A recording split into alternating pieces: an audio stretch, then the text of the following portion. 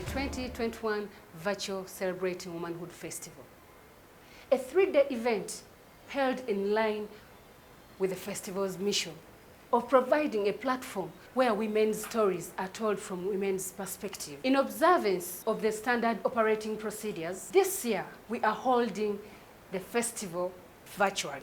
We are live on all our Facebook pages, the Native Voices International Facebook pages, the Native TV International YouTube channel, Mama FM, and the Celebrating Womanhood Festival Facebook page. Hosting you today, I am Ruth Kat, together with my colleague, Christine Namburu.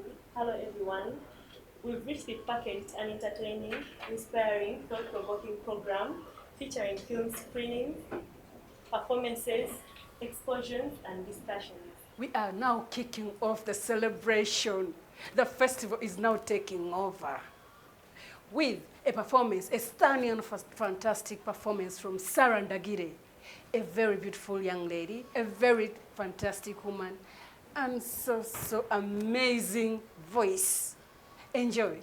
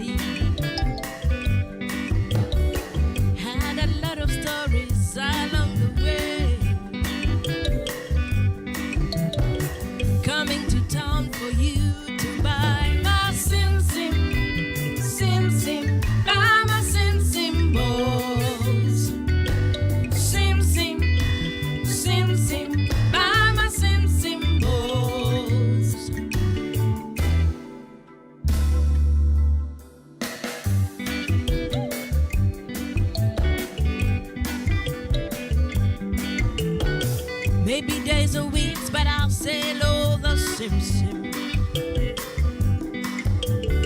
Sleeping on streets, lonely, cold nights I'll bear. My girl who stay in school, Lord help me. Nzize nera mugure, my sim, my sim,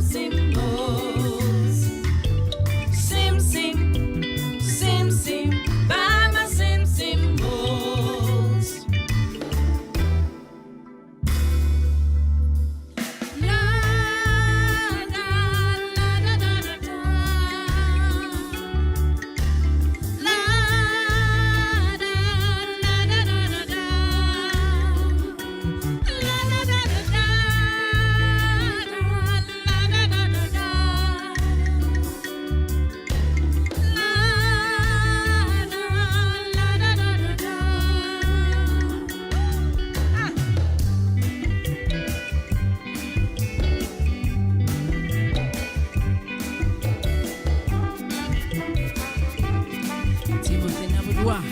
On the trumpet. Sim mama, sim dada, sim toto, sim my soul, sim. Oh, sim, mama sim boss. Sim.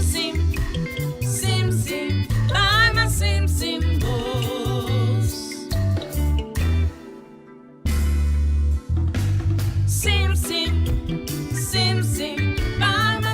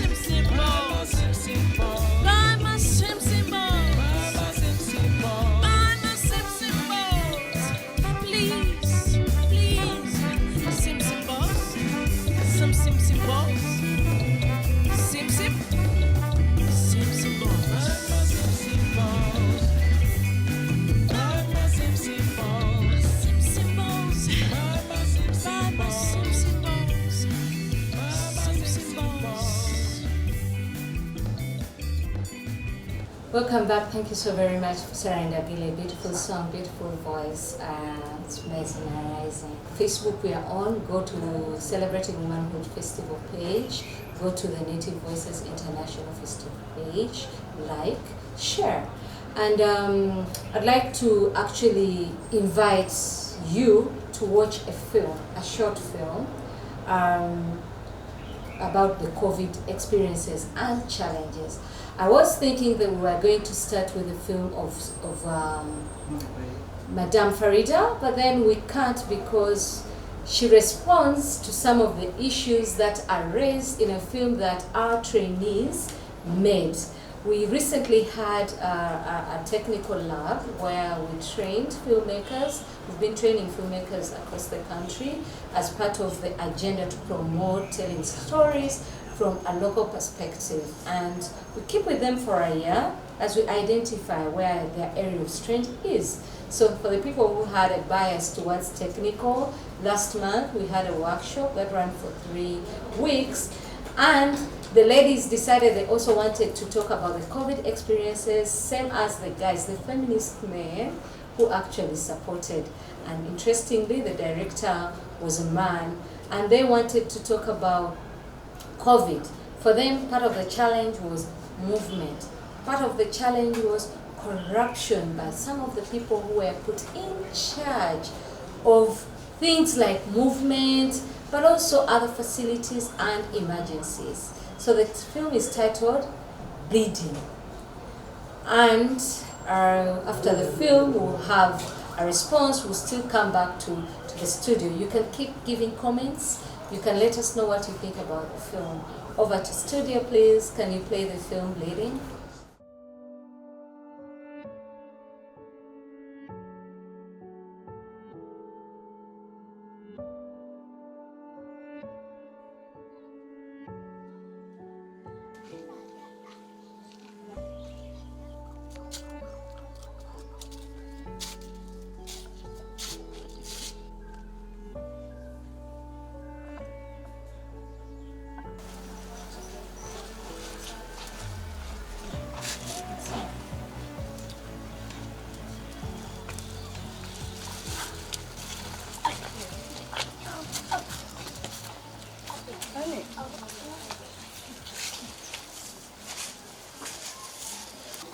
Hey, what is it that even you can't notice my presence?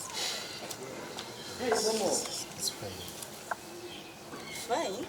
I called you from the door. I even reached here, you couldn't even recognize that I'm here. It's just a little bit. Tell me. Mbabasi, Yes? you know it well that me and you are from different cultures. Mbabasi, you will know that I've never taken Dora at your home. You will know that your days, delivery days, are past a week now. If anything happens and you give birth on Caesar, God forbid. That won't happen. Don't even think of it. but Babas, imagine if anything happens when I've never taken Dora to your home. Parents are taking us to be so disrespectful. Don't worry. Don't worry. Babas, if we had money, we could have packed. At least we would have camped at the health facility. Because it came. So please, wait, Babazi, wait. Babazi, wait. Babazi, wait. Babazi, Jesus, save me. Sorry, hold me.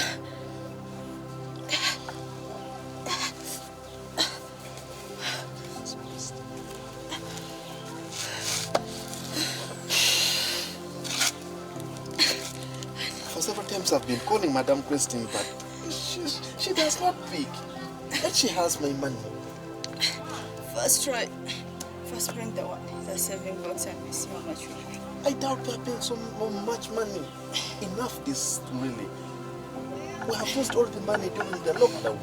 You all know that I've not been working since. Just can't bring it.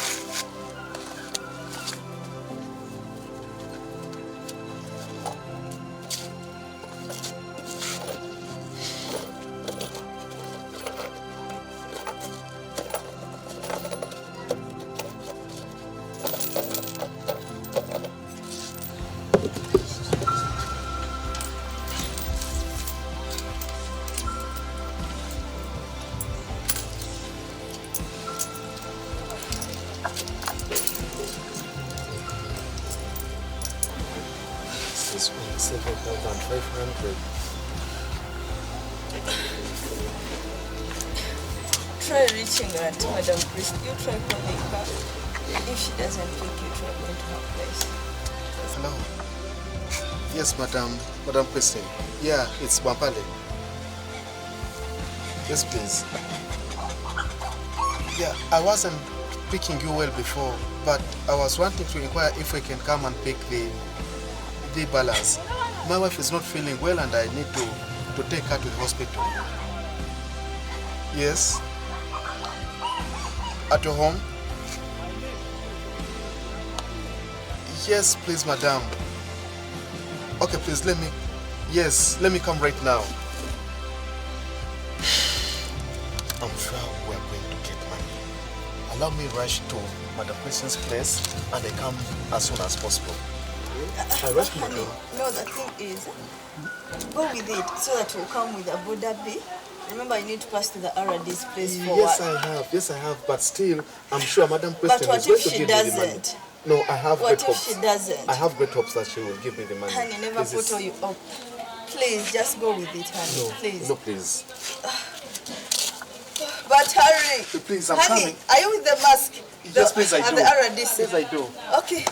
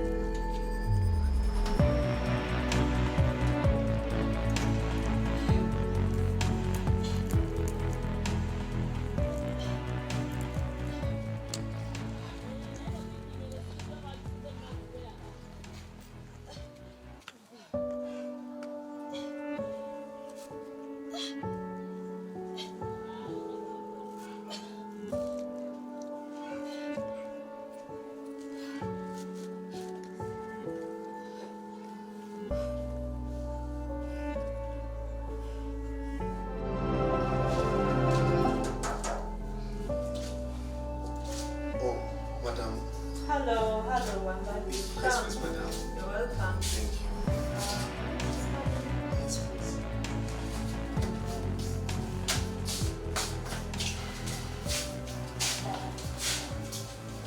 Have a seat, please.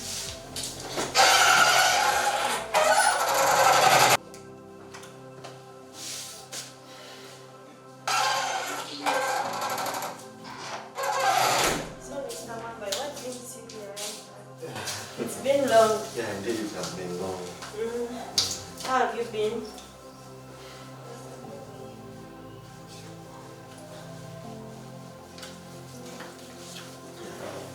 How have you been? Yeah, madam, I've been at home.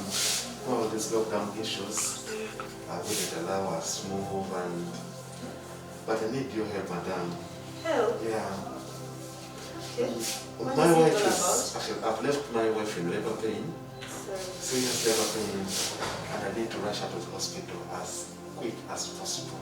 How do I trust you with more money yet you've not finished all that you talked about in the These contract? lockdown issues, madam, we are not allowed to post one. It's not about the lockdown. I want my work done, fully done, as we had agreed It's earlier okay, on. madam, I promise doing it as soon as we come from the hospital. me check if I have some money. But I'm only helping you because your wife is in labor pains. I wouldn't have done it. And promise me that after all that's done, you come and sort me out because I want my work done. Is that okay?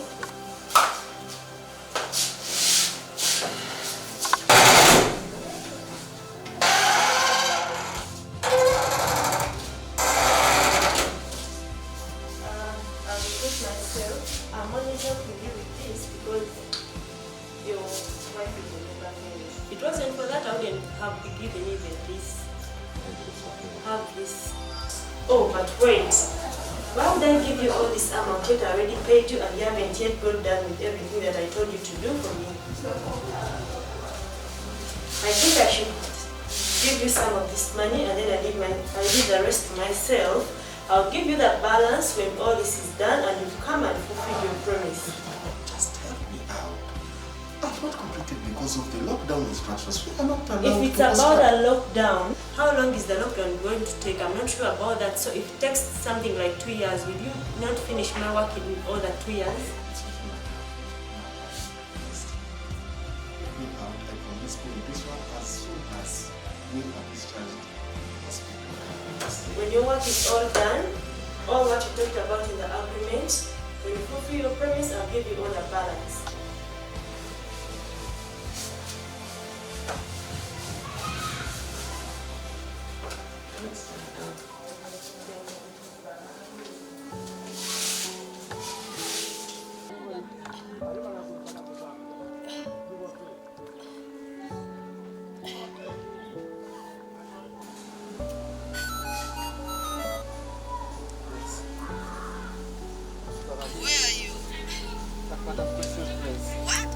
Still at Madam Christine's room. Come on, no.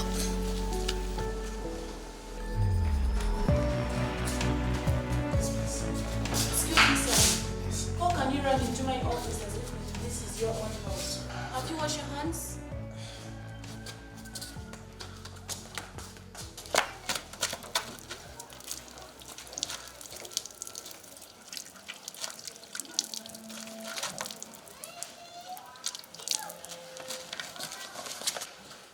So, put on your mask. Don't you know that COVID is real? How can I help you? I need a travel document. Travel document? Yeah. RDC is not around. Maybe his secretary can help you out. Yes. Okay, you can have a seat. Madam, this is an emergency. Everyone have emergency. Those people sitting, they also have emergency. So sit down, please. My wife is dying. Excuse me, sir.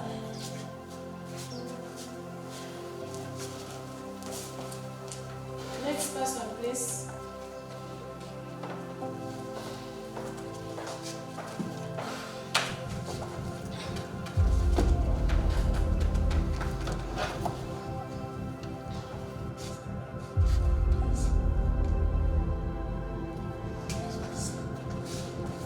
Excuse me, sir. Can you go in?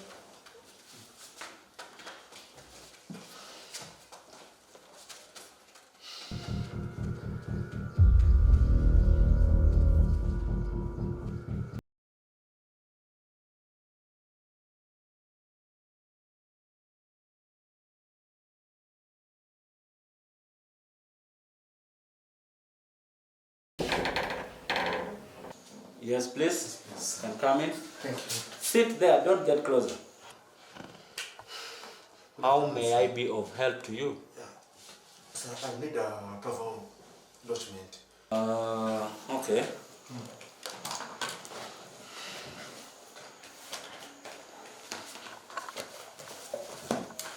You must really count yourself very lucky because I only have one of that travel permit document remaining, Oh, that's amazing.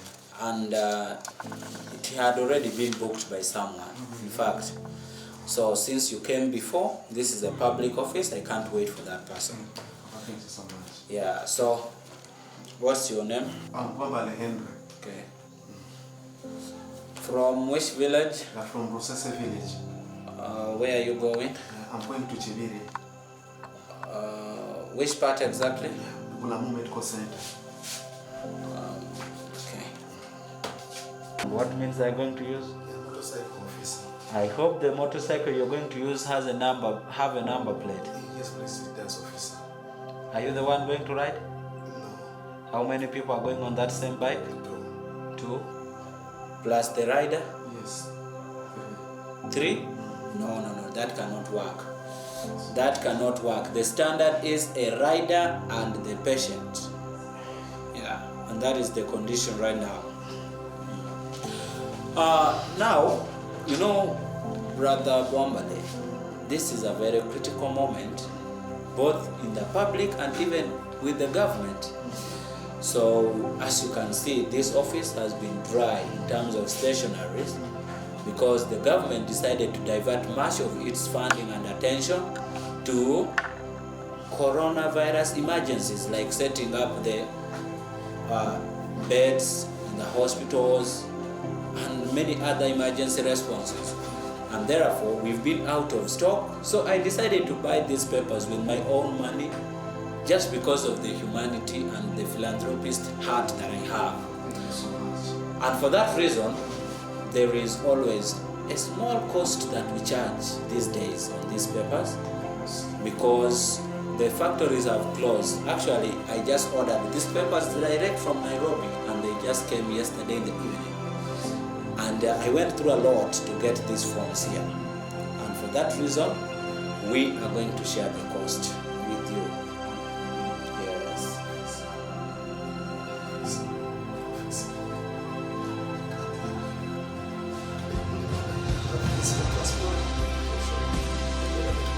Transport without the travel document?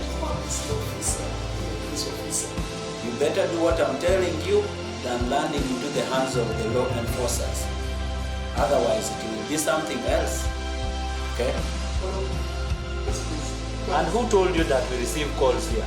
Officer, let's talk to her. This is my wife, let's talk to her. No, go further. Don't come closer to me. Okay, stand there and talk to her.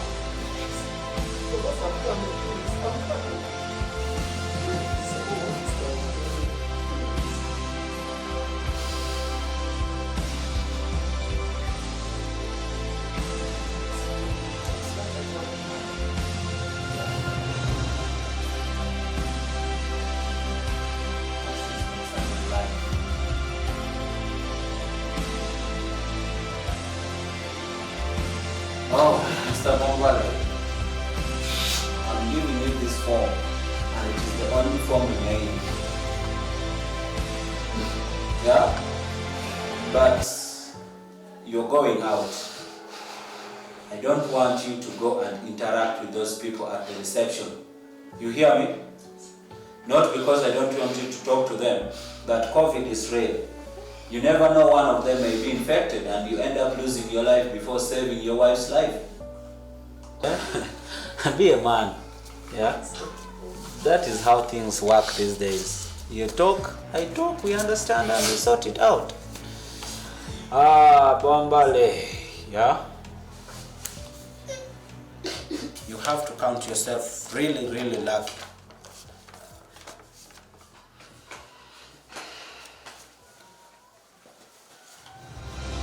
But mind you, that paper is only valid for a day.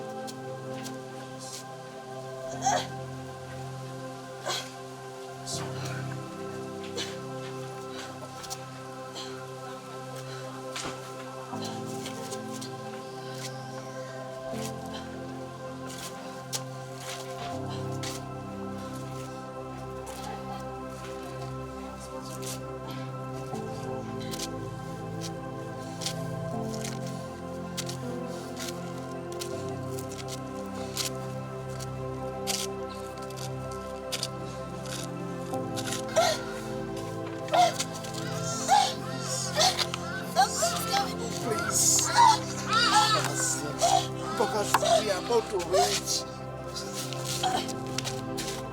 My sister.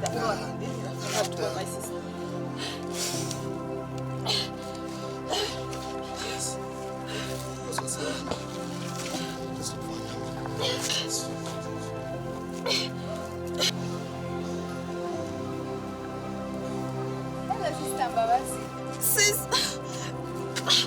I'm dying. Don't do it! Talk to us, stupid! Hello, Mura. What's wrong? What's going on? Where are you? Obulamu Medical Health Center. Obulamu Medical Health Never Center. together.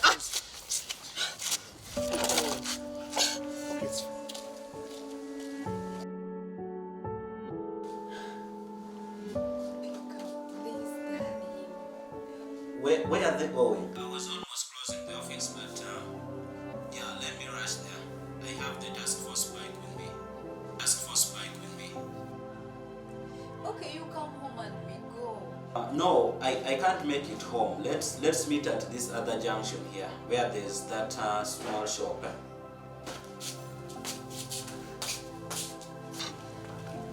There's water flowing.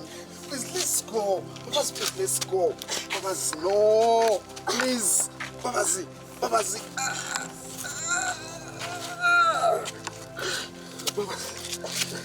Please, let's move. Papa's, please, let's go.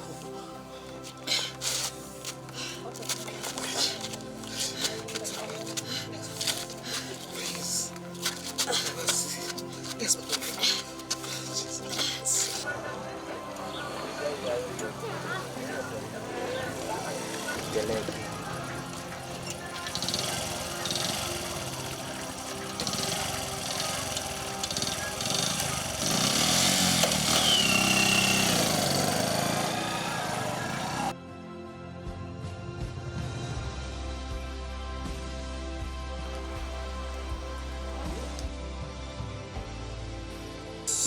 What?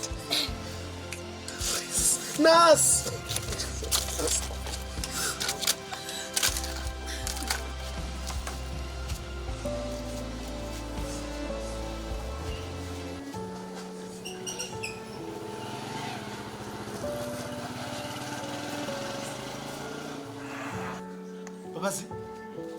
Papazi. Nurse! Papazi. No! Papazi, please don't die. Papazi, nurse! Please! Papazi, no! Baby, don't die, please. Nurse. Please, sorry.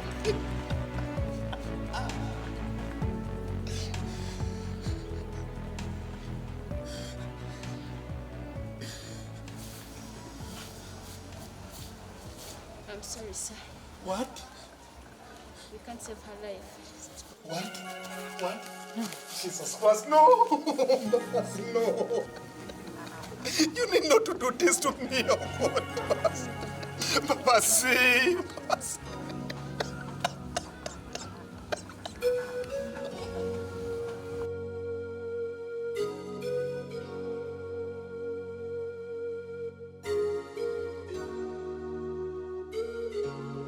Excuse me. Papazi.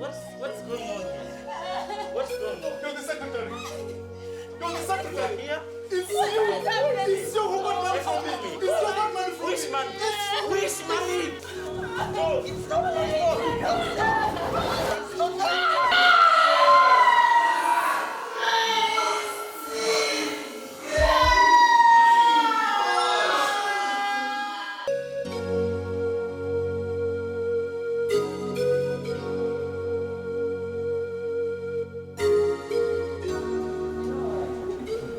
Welcome back. Bleeding. That is a film by our trainees, so I hope you're mindful that it is a student film and they were trying to capture the current moments and also supporting their sisters. Congratulations to the director, Daniel. Congratulations to the actors and actresses. Thank you very much. I tried to talk to some of the filmmakers and the scriptwriter was Henry Rambane. What happened? Did they witness any bribe or incidents where people demanded or asked for bribe? And they said those were the stories that were coming. I would like to actually go back to my colleagues in the studio here. We have Madame Zizinga Betty, an amazing lady who did incredible things in her community. One of the things that actually became a problem during COVID was actually access to energy, fuel.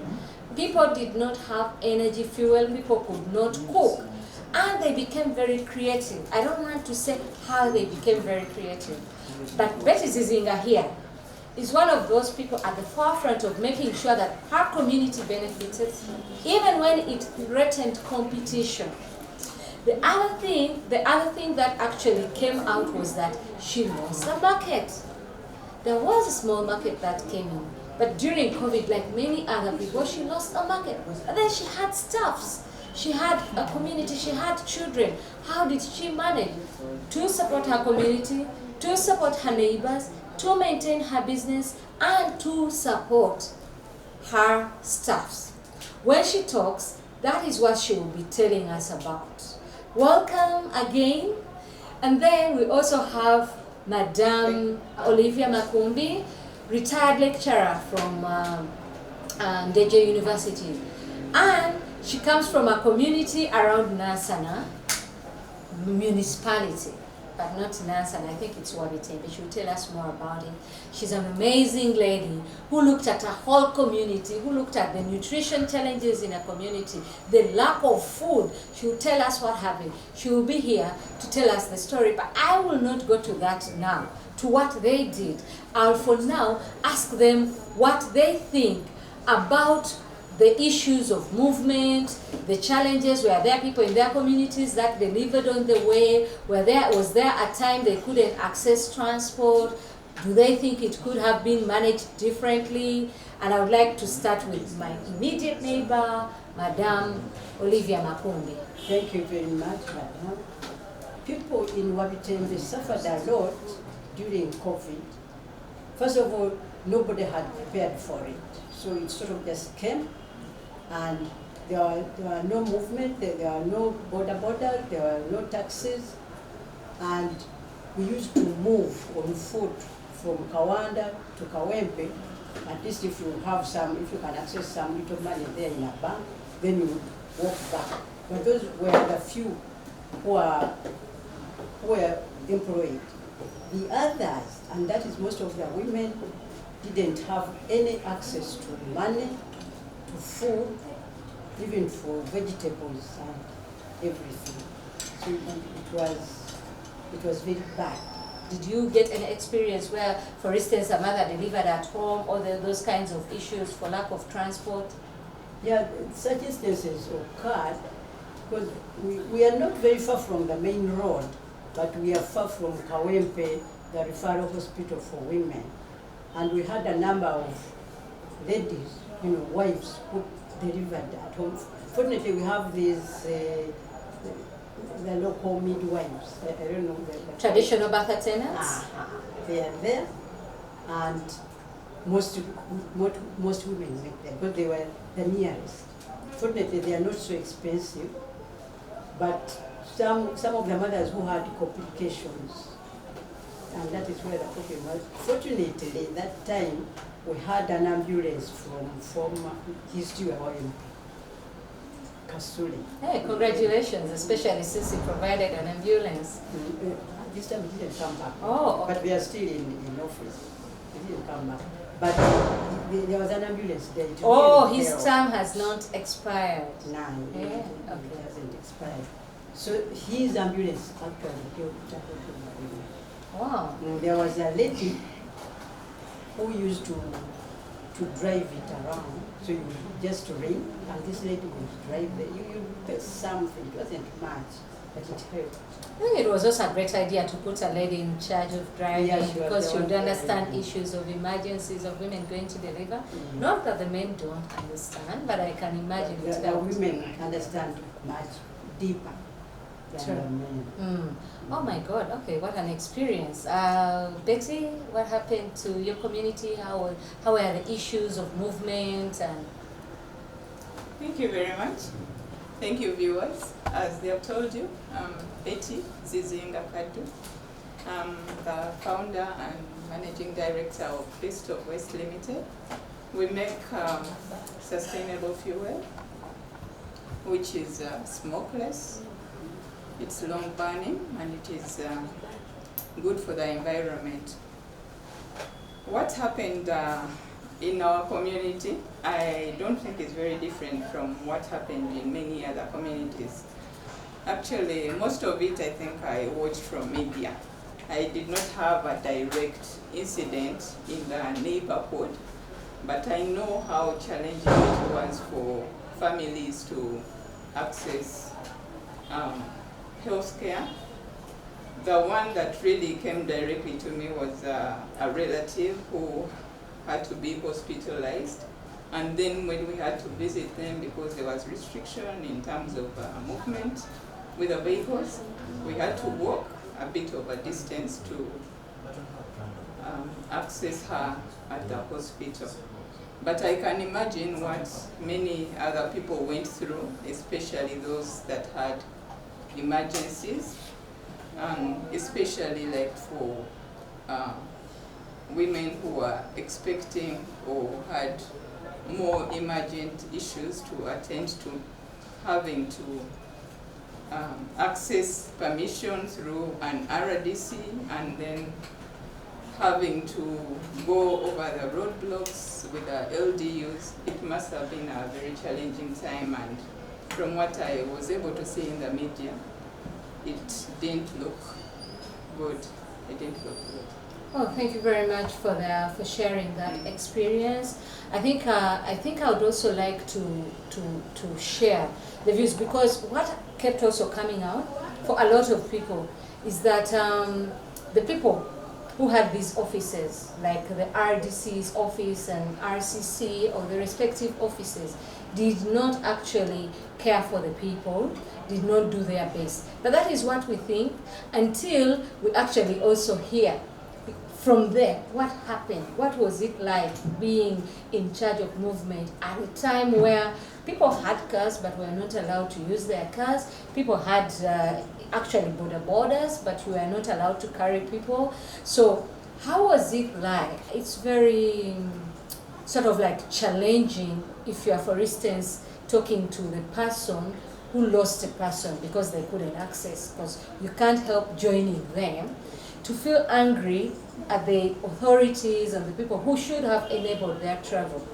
But when you talk to them, the tone and the actual issues that come out and the revelations are also very telling. But we also managed to actually talk to Farida Mpima Mayanja, who is the RCC, former RCC Kampala district, but also current RDC Palisa. And while she regretted that there may, she did not confirm, but regretted that there may have been incidents as purported of demanding for corruption, the president had enshrined a lot of trust in the RDCs and other people who were given the responsibilities of ensuring that people travel, the security. I know it didn't come up there, but we also interviewed, because we did stories in partnership with the Wani Uganda Network and GMT Graka Machel Trust, and we profiled women's lived experiences in Uganda, and one of the people we managed to profile is Grace Naroga.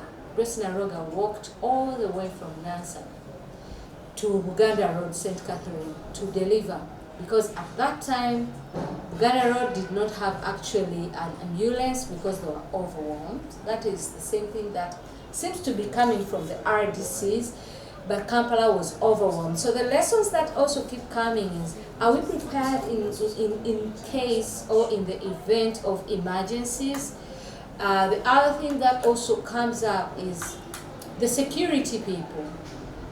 To what level are they able to determine whether people are lying? Can someone lie if they're walking past midnight with a pregnant woman? there are people who were actually beaten. But also the security people say that those excuses were misused, and then there was a concern of COVID and protecting lives. I'd like to actually run back to the interview that we had earlier with Farida about how overwhelmed and about how it was like to be in charge of movement. So to be honest, it was really overwhelming because the president mandated us to be in charge. Movement, because I personally, Kampala is huge. It's a capital city. It has 5 divisions: Machinde Central Division, it has Kawempe Division, Baga Division, Nakawa Division. All those divisions have people, very many people. I knew that people would get challenges reaching me. So what I did, mostly at night, I could give you a permit online. Then I fill in for you, I sign and stamp, I take a shot, I send it on your phone. Such that when you're moving, you just show security. And good enough, security picked, because I told them we can't get to everyone. You know, my office is on the 2nd floor, but the 1st floor was filled, the parking space was filled. You could not work on the same, these people and then the ones on the phone. And I felt the pain of the people. So that was the time I felt I had to be there for the people. It was a very bad moment. People were broke, people were dying. There was a man who came to my office with a wife in a coffin. He wanted a permit. Actually, there were numbers of people at the office. He came late, but I worked on him first. Yes, people died in COVID. There was a parent who called me. He had a mentally ill girl around 19. I sent a car, but on arrival, she died. Then we called also other women who died. Pregnant women could not reach the hospital on time because of the overwhelming emergencies, and the number of ambulances was not enough. The government tried as much as possible. Resources were not enough. Actually, UNRWA gave me a vehicle for emergencies too, because you could call KCCA. It was overwhelmed. So we had to devise other means of trying to reach the people. My 2 private vehicles, so I had 4 vehicles at office just to try to help people. Someone could call the RCC. I am due maybe in 2 hours, my water has broken. And then you call the ambulances, you call your cars, they're far away, trying to pick others. You call KCCA, it is overwhelmed. So by the time we reach the woman, it is too late. I learned a lot in COVID-19. When I talk about it, I break. Oh my God. That's very, very telling. Kampala is very big, 5 divisions as she states, and like she already said, very many people in her office, online, and only 4 ambulances, and one of them was not even an ambulance. One of them was given to them by Uganda National Roads Authority. Farida had to use her own 2 cars, and then KCC was also overwhelmed, and like people were going to hospital, people would call, and by the time the car arrives, it is already too late. Of course, Farida says that she had to improvise and learn to come up with mechanisms that would help.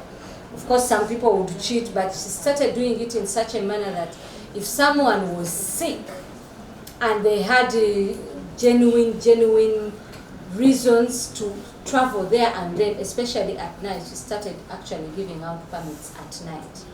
So it means that she also confesses that they had to actually adjust and talk to the security and keep adapting, because it was a new experience for them, a learning experience for them. And of course, they also had to tap into other resources outside what actually the president had said, because the resources that were available were not enough. So which are the other government cars, and how do you know that those people who you have entrusted to use those means and to have the permits are actually going to honor it? There's a time she says a man came with a dead wife and she just had to leave everybody else and deal with the permit of this other person.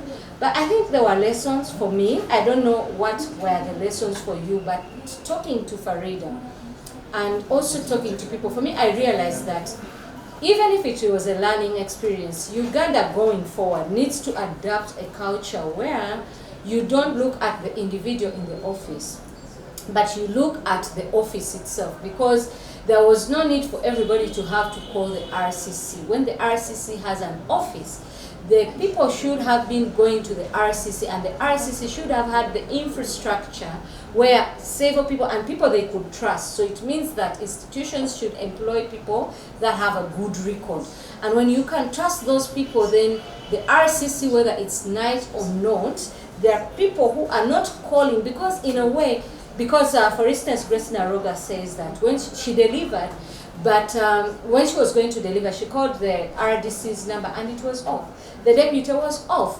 The OC was off. The DPC was off. But these people are individuals. They cannot work over 24 hours. So I think going forward, the lesson for government, for policy, for people who, policymakers and legislators is we need to stop giving responsibility to individuals. Rather, we should give responsibility to the office, because when the office is operational and functional, then there are people to delegate. That said, you can also understand when someone says they're overwhelmed dealing with over 40 or 50 people, because if she says the first floor was full, the second floor was full, the compound was full, and that is her and her office. So how many ambulances would help? Of course, not everybody was a patient, but everybody had emergencies. The person who wanted to travel to pick a sick person had an emergency, same as the person who wanted to go and bury a dead wife or mother, same as the person who wanted. So I think that it was important to contain COVID, but going forward, I think not only gender, but disaster preparedness. And disaster preparedness has been looked at from a level of floods, from a level of maybe bomb attacks or wars and whatever. But disaster preparedness, as we have seen, can also be a health issue. It can be a food security issue, which is also an element that came out that we do not talk about, but actually came out. And talking about food security, before I come to energy, I'll go to Madame Olivia Makumbi. So you have this garden, Olivia's garden, right? Olivia Home Garden. Olivia Home Garden. And there are gardens that are not at home. Oh yeah, some people have farms. So what I had, like I had your story from Awani. And what I heard is that the entire community was experiencing issues of food shortage. Tell us exactly what happened. I mean, there was food shortage, yes, but what, in your opinion, as a person who has practiced actually agriculture, who teaches agriculture in an area which is not in Kampala Central, because my grandmother used to be at Kalambi. Kalambi is about, before actually reaching Bulova. And there was a lot of food that was coming from Kalambi. What happened? Why don't people have food anymore? Why didn't people in Wavitembe, which sounds so far by the way, I don't know if it's the name, why don't people in Wavitembe actually have food? What happened? I mean, why would they cry at the same level as the people in Katwe, Kampala, and Nakasero? Yeah, thank you very much, Madam. Wavitembe is not very far. We are 8 miles from Kampala, off Gulu Road. But the name looks a bit old. There used to be a lot of these pitembe. They look like bananas.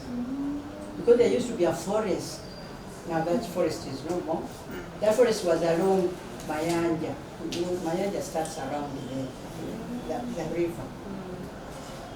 So that is where we got that name. But the people in Wavitembe are not seated people. They are near the city, but we still have the village in us. Maybe. So we are not really city people. And we are used to farming on large acreages. So when most of those people settled there, because of the people, when they were building the northern bypass, there are a lot of settlements, and people came and settled in. They bought their small pieces, plots, and now they are there, and they are growing no food. Most of them actually moved to Kampala to work, no informal jobs. which does bring in a lot of money. In fact, I think that is where the problem came from. People move to Kampala, they earn on a daily basis. The day doesn't work, then he won't earn, then he won't eat. So when the lockdown came, everybody was not moving, so he was not eating. There was a lot of hunger. So there is a hand-to-mouth culture.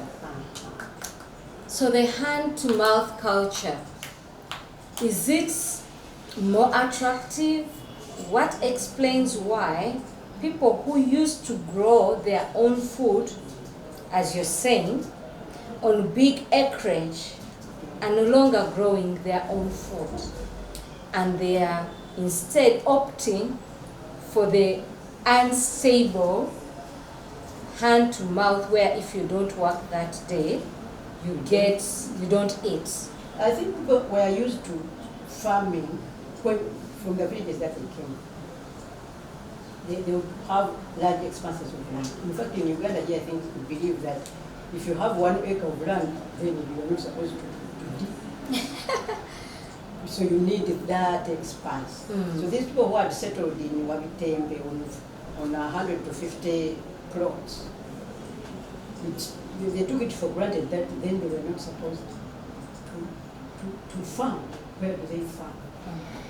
And that is where we came in with the Olivia home gardens to tell us, to show them that they can farm. There's a lot of land in 50 by 100. It's big land. The small area for the house. So what I'm hearing from you is that you think someone on an area of 50 to 100 is able to grow food that can probably feed them? Yeah, which can go a long way to keeping off the famine and the hunger. In that and space. Especially provide vegetables. You know, if you don't have the starchy foods, but you have the vegetables, which are medicinal and keep away so many diseases and keep you healthy and the skin vibrant, I think you are better off. True.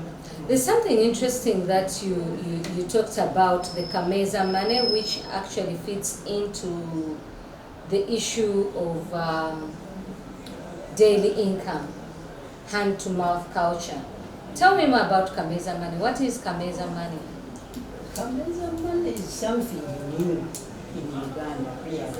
Because from time immemorial, it is the women here, especially in Central, who are supposed to look around to make sure that there is food.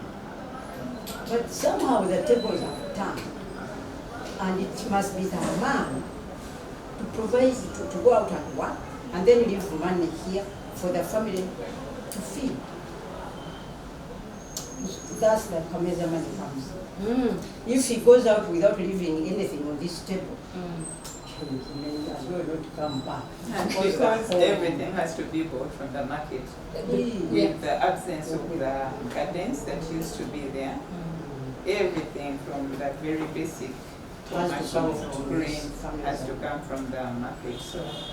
So what I'm hearing you say, monetary terms. No, what you're saying about monetary terms, the buying and whatever, also reflects to the culture of rural-urban immigration, where people move to the urban areas because they probably think they offer better opportunities. But how is it better opportunity if when you don't work tomorrow, you don't have food? For me, I felt that time gave us lessons, because I don't know if you saw people, I was watching NTV and I saw people who walked from Kampala to Kabale. They were heading to Chisoro. And they had walked for 4 days. And why that had happened is because they did not have food, they had not worked for days. And that was before the prolonged lockdown. So for me, my question would be, and unfortunately, Penina has not joined us because Penina did a study which is meant to kind of also inform policy and also inform advocacy. And she should have probably explained to us where going forward, what needs to be done in as far as the issue of rural-urban immigration is concerned, because it's For me, I felt it was a wake-up call. I don't know if people are going to ride on that or pick lessons. If you have to walk to the village because you have not spent 4 years, what is it, in your view, Madame Olivia, and in your view, Betty, that attracts people who come from very beautiful areas? Because the people I saw on TV were coming from Chisoro.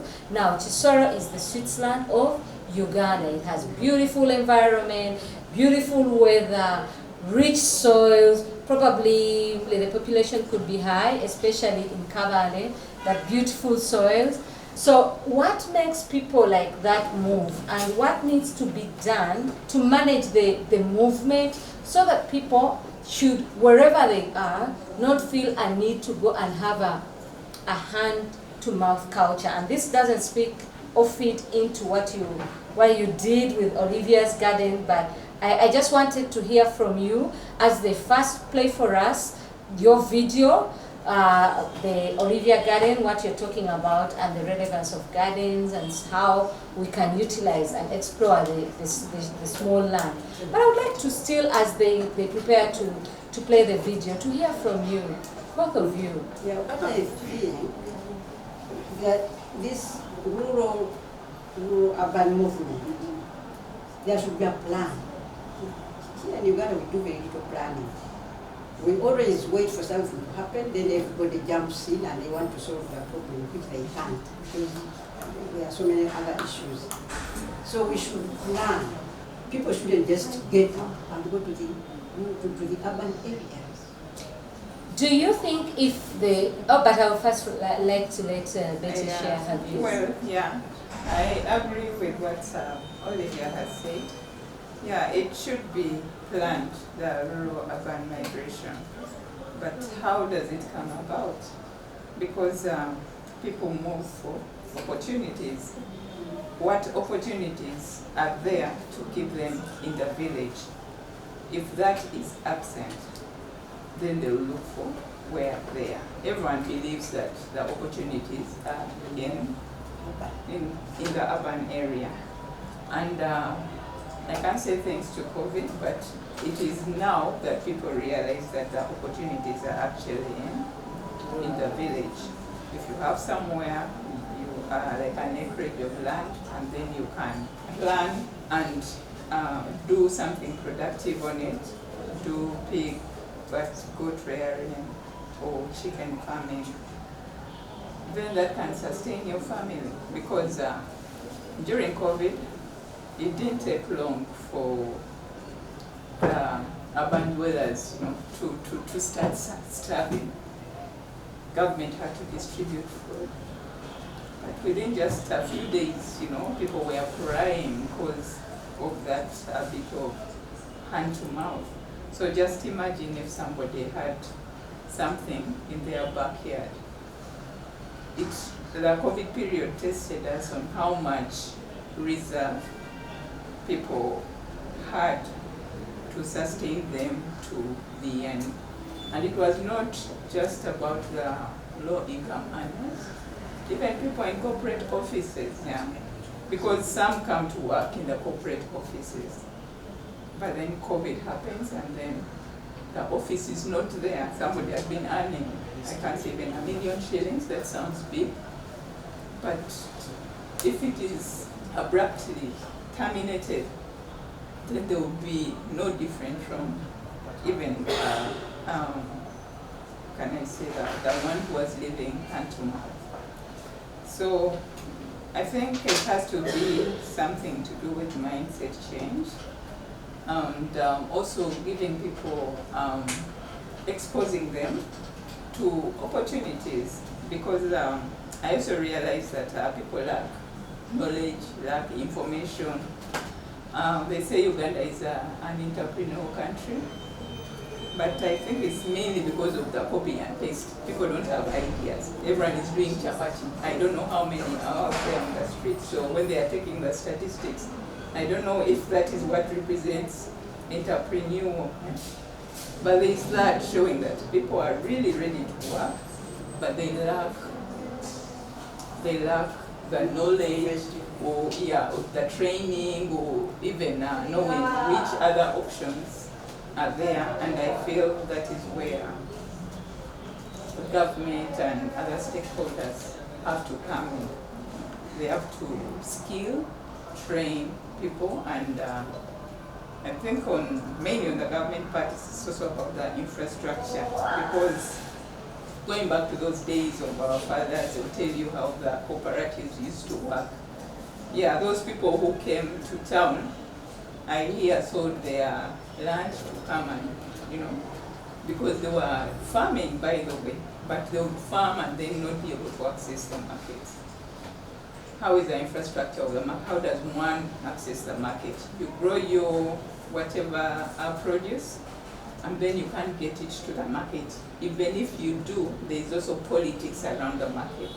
So if that can be straightened out, that the farmer back there in the village is assured of having their produce going to the market and getting something that is commensurate to their effort, then that would keep them there. But they were disappointed in the first place. That's how we had that kind of shift. People got disappointed. Yeah. Thank you very much. I wouldn't want to lose that, but interesting that you actually point out the issue of market, because we've been getting stories, market access. We've been getting stories of farmers who would grow their gardens, do everything, and when the food is ready, the produce, and they would like to make money, the middleman comes and would actually sell, buy them at takeaway price, an air of I'm doing you favor, because, and this person has no access to the market at all. Which, like you have pointed out, challenges or is a huge responsibility on government to actually reinstate the infrastructures that we had, or the infrastructure that we had based on today's reality, because now there are also new things that have come up that they need to, and when you talk about the reality, it's also such a pity that Penny Nangategiza is not here, because she was going to talk about digitalizing agriculture. But I don't want to jump into all that. I would like to ask to first go and watch the video of Olivia's home garden, and then look at the relevance of the garden, and then after that we'll come back to you and respond a bit and hear what you also think about Olivia's garden. And then we come to Best of West. Yeah. We are now in Nansana municipality. At the time when they were making the Northern Bypass Road, people here had a lot of land, because this was almost rural, though it is just 8 miles away from Kampala. That means that people have very small plots. Nobody here has an acre. When COVID came along, the little money that husbands used to leave for their wives to cater for food and charcoal was no longer coming. That is what the people refer to as Sente Zakameza. So I thought that if we started for urban farming, the small technology practices that can enable you to have vegetables on daily basis, even some other foods, and some animals. Incidentally, when we are talking about urban farming, it is not only the vegetables. We also bring in the animals, the rabbits. You can even have a zero grazing unit. You can have tank fish farming. It can be done on half an acre, very comfortable, and ensure daily food supplies for the farm. So you can plant in sacks. You can even plant along the verandas. I trained some women here and they had planted, but it is this recent crisis on that disorganized land. When they take on urban farming, then they have balanced diet. Because most of the vegetables incidentally are medicine, and if somebody is taking them on daily basis, they keep away so many diseases, including even cancer. Wano nensimbawo kudagala, ekyo ekisubi ddagala, kiriba kiyita twatwa. It is very good for ulcers even. Ettwatwa eryo ebikoola, waliwo nakiri kiri wansi ekinyankulaata, n'ogattamu ne ssere ebikoola n'ofumba n'onywa ku ulcer. Birungi nnyo. N'omukyala eyakazaala anywako. Kuga muli binyiga amabwa. N'ekifuba bwe kiba kijja n'oddira ekibwankulata ekyo n'etwatwa. N'osiba mu kalagala n'ovumbika mu vvu eryokya. Amazzi ago nungi. Oyinza okuteekamu n'ebikoola by'entuntu. Kati no nnyo wano kifuba kigenda mangu. I have the vegetables and I'm using various technologies like the sacks, kitchen garden, the buckets. Then the animal units, the rabbits are now in place, and the fish, I'm about to bring them. I'm now just ready to put in the fish. It is a tank fish, and at any one time I can put in about 700 catfish. It is easier for catfish. I've now started on black soldier fly larvae, which I will be feeding to the fish, and also have earthworms, so that when I buy the other food, the manufactured food, it will be just to supplement, and then it is cheap. Eventually, I'm thinking, I think towards the end of this year, I should have brought a zero grazing cow. For me, there's very good market for milk around. During COVID, I hadn't retired, but then in July, I retired. That is now that I'm really putting in a lot of effort to make sure that my home garden serves as an example to the community, and it gives me income. What I'm regretting is I retired very late. I should have gone earlier. Now I would be a bit. COVID wouldn't have found me when I was still trying to get up. Ganogo namatubunda. Ekinankani kino bakiyita South African passion fruit. Mune ekiringa era akatuna. Katuna kaliko ebina. Kati bakakamula. Ojja n'okajjamu bwoti. Kaleeta very good color. Kati ogattamu ne orange juice. Kano katwala bbanga kyokula. Ekintu kino kirina emyaka kigenda mu 3. N'ojjako n'osqueezinga juice. Kyatandika okuwa. Kibala. By the end of the year kyali kitandise okuteekako. Wow. Well done. Great work. Commendable job. So tell me, so for you, you had been teaching, as I heard from you, and had not actually ventured into farming. I was doing something of my own. But that was because I was putting most of my time in the university teaching. You know, go very early in the morning, come back in the evening. So there was very little time to teach the community. But now that I'm retired, I want now to pick up with the community, and I continue my teaching now with the community. Making education relevant to the communities. It's a commendable job because you did it without anybody paying you, but you decided you wanted to. So how did you come up with the idea of let me now start training, especially the women, but also the men in my community to start urban gardening? Exactly what now tipped that off? My observation, because I would go, as I said, I would go very early in the morning, and then I would come back in the evening. But all the same, I would have some little time to grow some dodo, some nakati. And then in the evening, the ladies from the community would come and say, can you have some dodo? And I said, you better start learning to use the vertical, because for them they are saying, you see, when we came here, we don't have land. I told them, no, now we can use the vertical space rather than the horizontal space. Plant in the sacks, plant along the walls, and then we have our vegetables. But now our understanding is soil, whatever. So when you talk about vertical, not horizontal, how does one call, what do they have to do? The air than the ground, the soil on the ground. Like along the wall fence. Because if you have a sack, which is about 2 feet diameter, I grew up in feet, that is how centimeters. And it is about half a meter tall. the number of sukuma wheats that you plant along the side and on top, that would be so much. But if you were to remove that sack, how many plants of sukuma will you have about 4 in that ground area?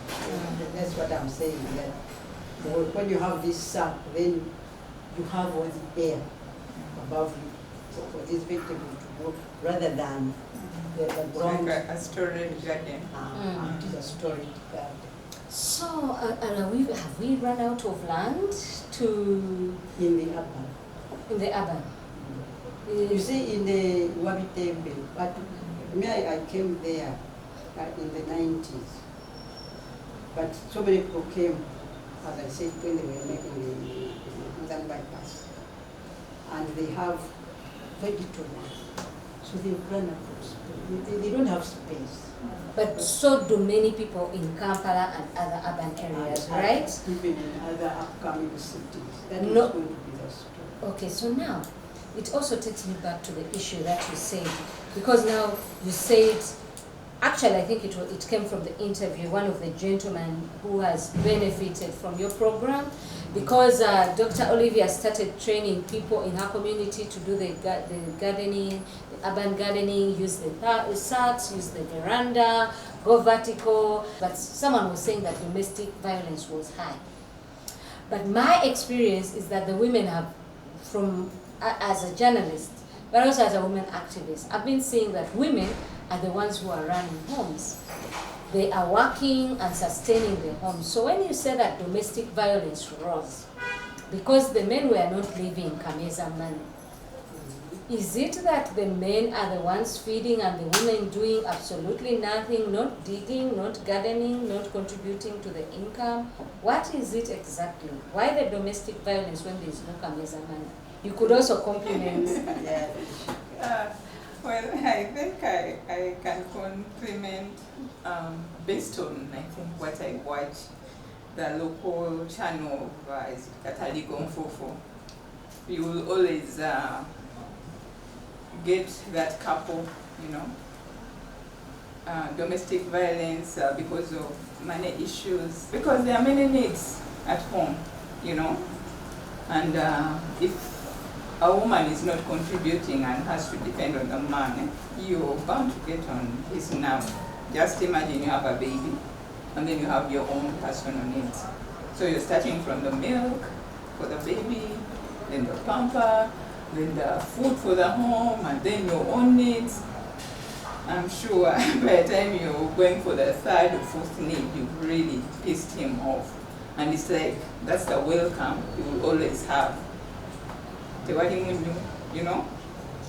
And there is no polite way of putting it. So the moment the woman is not empowered to have her own, then that is bound to happen, and you're like 100% dependent on your spouse.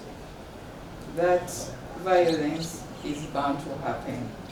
Every small discussion will result into some form of violence. So it's important that women are empowered in a certain way to make sure they are also contributing at least maybe 50% or at least meeting at least the basic things like fuel, like the greens, like there are things you can do at home without necessarily going to the market. So that the only time you have to ask for money is for those things that you would not get anywhere else apart from the shop, like the washing soap and this. Yeah, I'm wondering, are we going wrong with how we bring up our girls? Are we bringing up our girls are we telling them that when they grow up, they'll get married? When they will get married, the man is there to bring everything. Because our mothers used to be told to contribute. She comes to the home to contribute to work. But these days, I think there's a problem with our education system. The girls know that they are going to care for their names, And there's no way you can tell what to touch soil because the man is there. I also would like to pick on that because honestly, when you go to the market, half the people who are working are women. When you go to the streets, more than half the people who are selling very late at night are women. You even see children who are trying to work so that they can contribute. When you go to some of these fights also, it's because a woman did the labor, but when the payment came, the man took it. So I want to understand which type of woman is this woman who is expecting to be given, and who are these other women who are not given. When does that happen? What needs to be done? Because I heard about the education and I heard you. But how about the rest of, if you go for visitation days, the people who go to visit the children and take things and are walking and are carrying luggage are women. Where has it got wrong? Are there some women who don't, and some women who do, and some who are lucky that their husbands have to bring, and when they don't bring, there will be a fight? Which parts? Where are those people? I'm just a little bit confused because I also have had a lot of, for me, COVID made me think, wait a minute. I know women in Kampala, I wake up, I see them going very early in the morning, they're working. Is the domestic violence because now they are not working and their husbands are not working? Is it because, who are these women? Like, what is the state of affairs? That's why for me, I would really have loved to hear from Penina, but I also love what you're saying. Yes. I think there is an age group and education level that is expecting to be given. But then there is that big group of the women who are paying the fees. So I think we need some research in that. I think it is for researchers out there, for government. First of all, there's been a challenge, but almost every topic we have, there is a question on the quality of education and culture and everything. Who, even for employers, the kind of employees that they get who come, and the expectations of the employees vis-a-vis the input.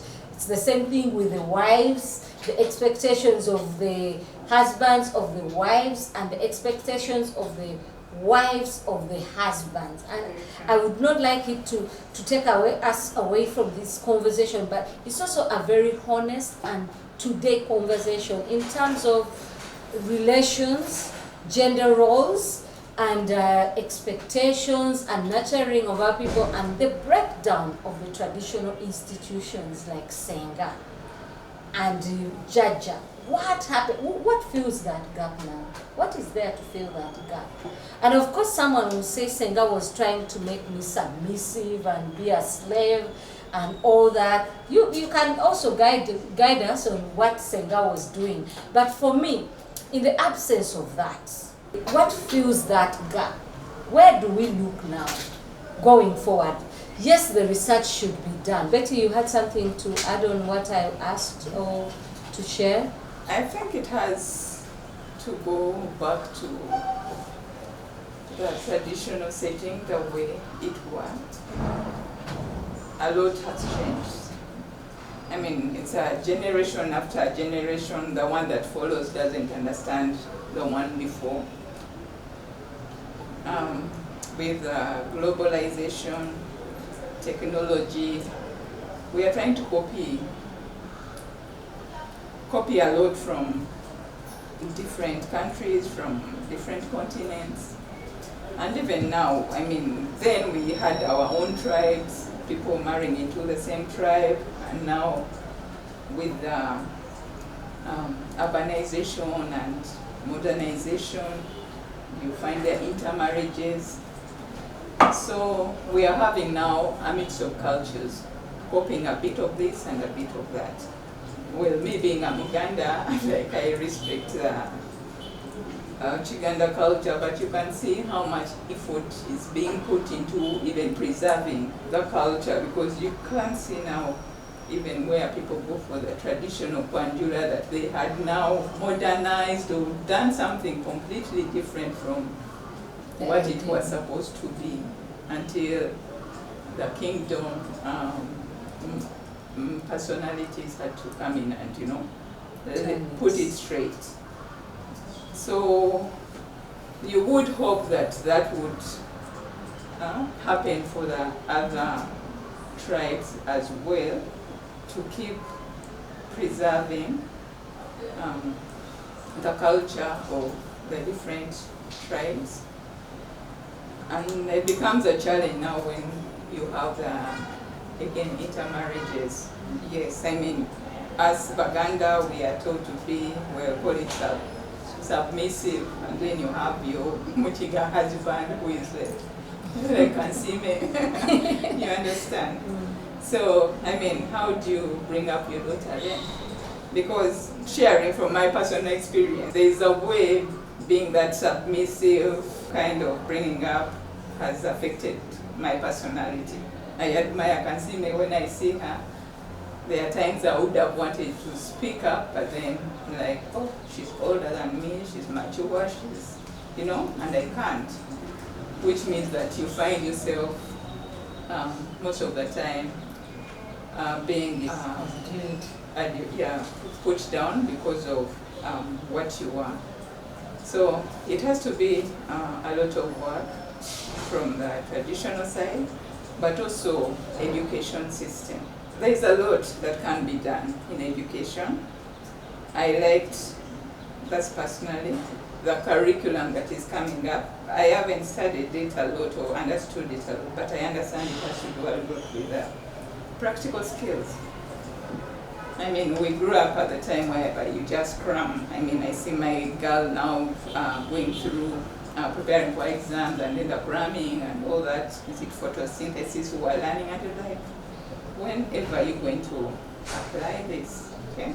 But being the kind of person I am now, that I have a small enterprise at home, I find the lessons that I give them, not more like a blackboard lesson, but a lesson every day of telling him, you know what, you weigh those that fuel, and I need those bags. I need 15 kilograms of each. That is more building, because it's helping him to appreciate the numbers. He understands what a kilogram is. He knows what he weighs. When he goes to the weighing machine, it's not, you know, he appreciates coming from the practical aspect of it. And he knows when it is less, what it means. He's cheating the customer. When it is more, he's cheating himself. So at a micro level, and this is what I would have loved for every school, for students to learn, so that they are able to implement it and even make more informed decisions in the kind of things they want to be. I mean, if I was exposed to agriculture then, I remember when we were learning agriculture, all we did was to cram the grasses. I remember they had those botanical names, yeah. But it never really made sense, yeah. But seeing this guy now is called Professor Bayo, you know, extracting herbal oils, and he's a wealthy young man, you know, it's making sense now. And I'm like, if I had that kind of exposure then, maybe I would have decided differently on the kind of academic line to pursue. Interesting that you say that, because again it takes us back to the conversation of the type of education that we give, because some people have argued, why is it that the people who are at Katwe, a lot of them not having gotten like the kind of quality high education, but are the ones who are creative. And some have argued that it's because traditionally the system was apprenticeship of some sort, because you learn on the job. It may have had the challenges, but you learn on the job. Same as what you have said about the culture. Because also culture has been known to actually subdue women and to be used to actually to put down women.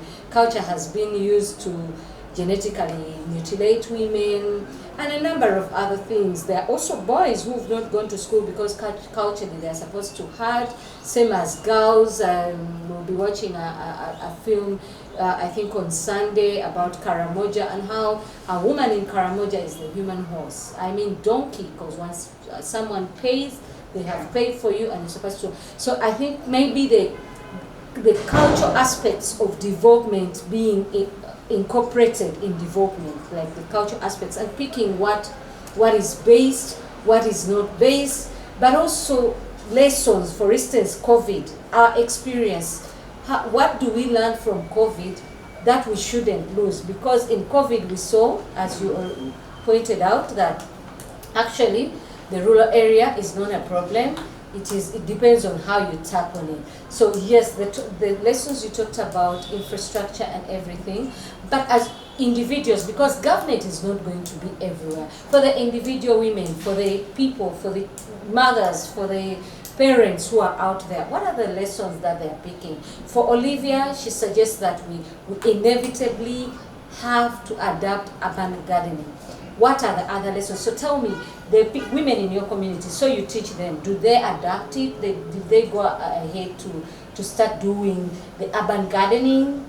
Yeah, those who have picked up, they are now really planting, especially now it is raining. What are they planting? How is it reflected? What is the effect of adapting that? Has it had any effect that is visible for other people probably to pick? Yes, because now the others are saying, oh, people now, at least you have access to vegetables. So even the others are now saying, madam, you also show us. About how many women have you taught? So far those who have planted, they are 10. Oh, that's impressive. I also know you taught some men. Yeah, like Mr. Powes. Yes. So about how many men? I have a pastor, a young pastor. There is also that Hajj, Powes. So we are a Protestant. So in our village anyway, yes, we don't say, that is Muslim. We are all together in the community and we want to solve our problem. Especially with hunger. People suffer a lot of hunger. And now they are realizing that in COVID, when they didn't have access to a variety of vegetables, they spent so much money going to the clinic to have some nurses there. But now that people are starting to plant and to really care for the Nakati, the path, the road to the nurse has dried up a bit. Oh, really? It's reduced. So there is a connection between health and diet and feeding. And most of our vegetables are medicines. We saw some of the medicines you showed us there, and so if you make it a point to regularly eat these, especially the local vegetables, you live with the cabbages, the muzungu's cabbage. What's wrong with the muzungu's cabbage? It is 80%. Isn't water life? When you don't live in water. Oh my God, Doctor. When you compare, I don't want people to miss the fact that you said water is life when someone doesn't live in Waise, because Waise floods, so it causes death. Like, please kindly follow. But if you go in for Nakati is very medicine. It even keeps away cancer. It is given to pregnant women. When you are nearing term, you make it a point to take in Nakati. You shouldn't take it in as medicine and you drink a mug of Nakati. Put it in your lifestyle. It eases the pain and you don't delay in labor. Wow, you just had that? And all those things we don't. We should have another attendant. And women would go there. Now she died some 2 years ago. How sad. But she would, feel where the fetus is, and then she would decide a bit of the root of this jobio. What is the biological name of jobio? The child would just come some. With the root of the jobio. We choose it. So fail at modern So hospitals. our vegetables are Wow. Thank you very much. That's very inspiring. Lose that knowledge. Yeah, I think we should have another talk show where we're talking about the medicines at the Native TV YouTube channel, but also on our Facebook channel. Thank you very much, Mama FM 101.7. For the people, please tune in to 101.7. We are live. Many thanks to Uganda Media Women Association for enabling this. Many thanks to the people in the studio at Mama FM right now, and to the listeners. Please send your messages. We'll get back. We'll keep this conversation running, but I also don't want you to lose the kind of information and tips you will get from Betty here when it comes to actually turning waste into energy and money. Tell us about Best of Waste. Thank you very much again, and thanks viewers for keeping live. Well, Best of Waste, I think, also started, I can't say by accident, but just like her, it's until you leave employment that you realize the opportunities around you. As a woman and well, somebody who is committed to your employment, you find it hard to multitask, have a side business and then still be loyal to your employer. So it was a decision as a woman I had to take at some point in my life to reset or redefine my priorities. Amen. By the time you're above 30, you have children, you have a husband, and you're still looking to the future, you know, it was a question mark, yeah. It raised a lot of questions for me. Yeah, I was there, but I was not getting the kind of satisfaction that I had dreamt about as a young girl. So realigning what my priorities were was, first of all, I think family, to be at home, to raise proper children, be there when they cry. I mean, you've seen what happens again in the media, leaving your child to somebody else. You don't even know their favorite song or their favorite, rhymes. Yeah, so that was very key for me. Thank God I worked for a professional firm, which was an employer of choice. So you might need to know that professionally, Betty is an accountant. So it was a firm that really empowered us to be independent and work in our own to completion of assignments. So going with that skill, I was able to go out in the field and start banking on the knowledge that I had acquired from there. So my background in accountancy and then as a tax consultant, that's what I went with.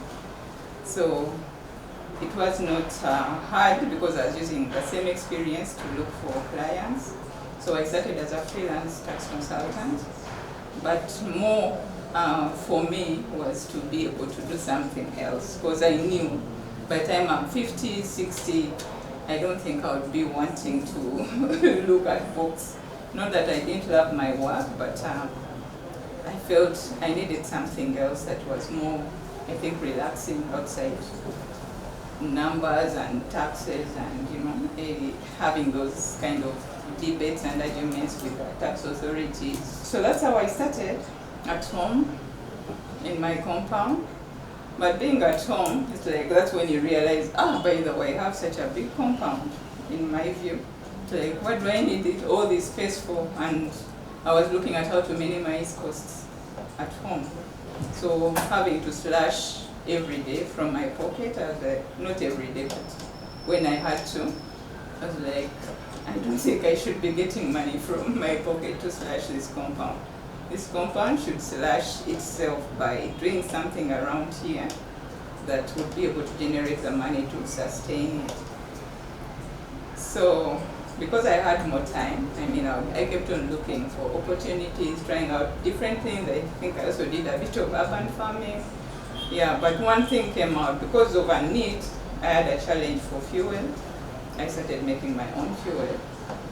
I didn't know, it was vague, but thanks to technology and the internet, I was able to research and get something vague out of it, which I kept on building on, and improving with time. So with time I had some good fuel that I could work with. The other thing that was powerful for me, because I had to go out to see clients and everything, there were these young boys and women who were kind of my neighbors and had a bit of time. So whenever I had an idea, I would engage them. Small time, like, okay, do this for me, and then in the evening we would review, and then we would see what they've done. So we kept on growing like that. So by the time we had some good fuel, we could use it. We could use it to cook, and then I also encourage them, yeah, you can also have for yourself.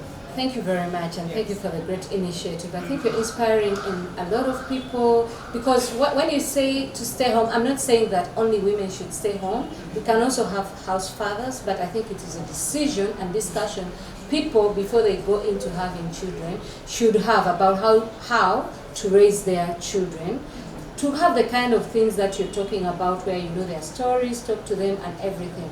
At the same time, home, like who does home, who spends more time with them, who contributes to what. I think modern families today, women and men, have a challenge discussing, because we have moved away from areas where it was the next house and the next was your grandmother, your mother and family.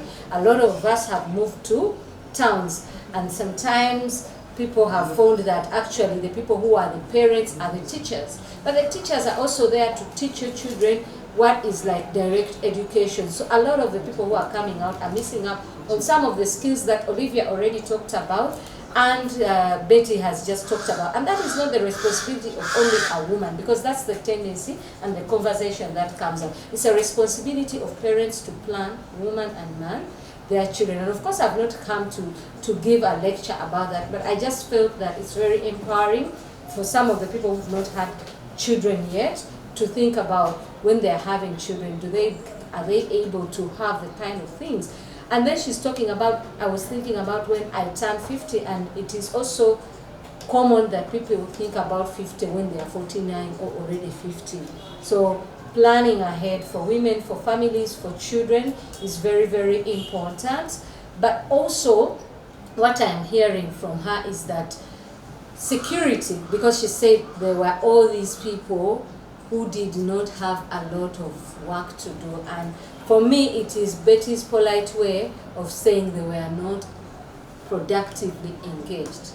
And when we say there is insecurity and we don't look in our communities to see that our people in the communities are suffering, and we also need to play a role such as the role Betty plays, because what I'm hearing from her is that she actually devised ways of engaging them. Then we are not contributing to security, but we are making our own place insecure, even if we build the high fenced walls, because we will have to pass. In these very communities, there are neighbors, and there is one day when the walls will no longer protect us. And this is not a threat, but I'm just saying, if you can do what Betty has been able to do, if what Olivia has been able to do, then you're contributing to prevention of insecurity in your area, but also just to have a general feeling that other people around you are living well. I think let us look at Best of Waste, because what she does is collect waste, especially from schools, from gardens, from sugarcane, remains of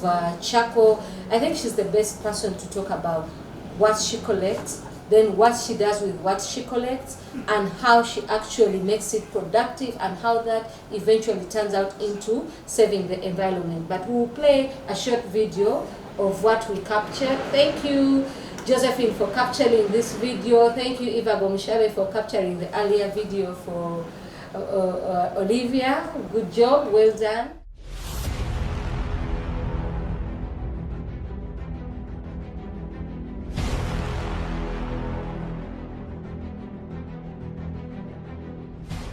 Briquettes are fuels that are used in cooking. They are made out of waste, and they are smoke-free, and they are environmentally friendly. This makes them a better option to wood fuel because they do not encourage deforestation. We mainly use organic waste, things that decompose, agricultural waste, things from farms and fields. This can be maize cobs, groundnut husks, rice husks, sugarcane husks, anything from the field, as long as it decomposes, can be used for this waste to be turned into briquettes. Because we realized there was a lot of wastage on the farm, and yet again farms need fuels. So instead of having all this waste after they've harvested their crops, they can add value to the waste by making briquettes out of them as another source of income.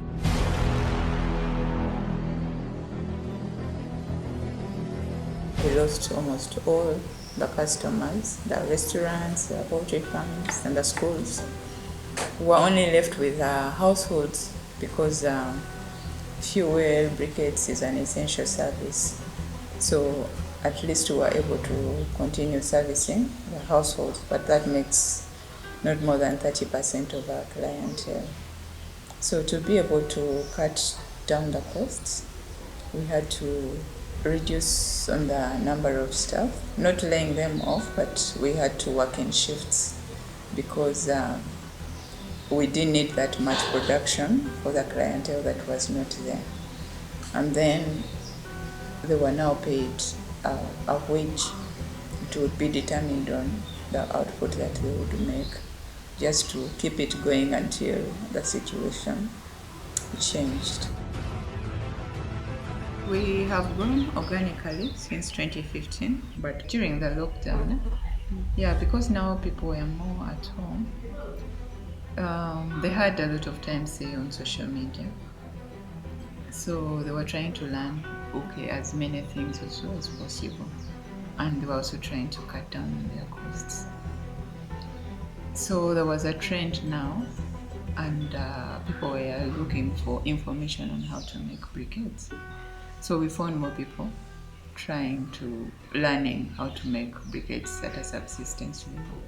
So that is something positive that also came through, because they realized, I can sell and not buy a lot of charcoal or utilize whatever waste is left or at home, because even the garbage collectors were not collecting the waste that much. So I was happy to share the information on social media and share small short videos on how people can make their own briquettes at a subsistence level. And even that followed, even after, people continued with that trend of making briquettes at a subsistence level. We are happy, they are happy also with a new discovery of briquettes, using briquettes and finding out that they really work.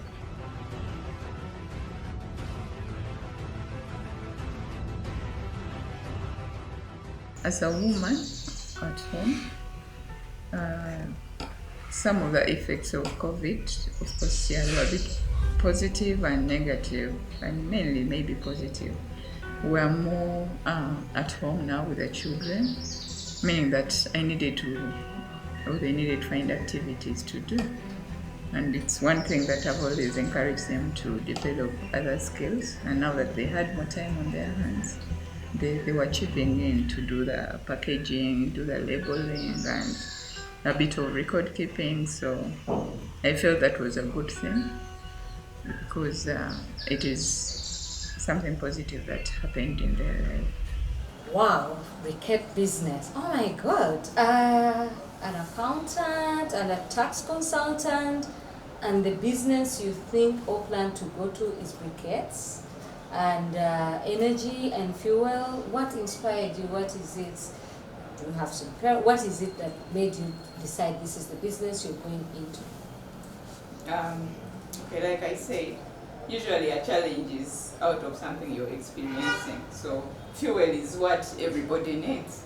I mean, during COVID, after they had given the beans and the food, women were still asking government that, you've given us all this, but how are we going to cook these beans? You know, we need more money than what you've given us to be able to cook these beans. Meaning that fuel is as essential as the food itself and all the other basic needs, because the way human beings are conditioned, we eat cooked food from the time we are young, so it's something that is part and parcel of the food. Cooking is a necessity, it's an essential product. So fast forward, we now make with my community enough fuel for me, for them, and I'm encouraging them, yeah, you can sell, you can, you know. So you were making? I was making with the community. So the community members come and make from your place? Yeah, there were because I had put up a small dryer, which we had built, so to encourage them to come every day, they make the numbers, I'm able to pay for their labor for me, and then they're able to take some as well. Yeah, so we moved on like that. And then I reached that point where I was telling them that, you know what, you've made so much, now you can keep some for yourself, and then you can sell to maybe your neighbors and everything. But it's so interesting that they prefer to come to my place every day. Maybe they're networking, like, interacting? Not really networking. They're like, who are we going to sell to? People don't know this thing. So they prefer that I look for the market, while for them they make. Oh, wow. Did you find the market? So that's how Best of West came up. I had to now start a business, which I had no idea about. I'd never run a business.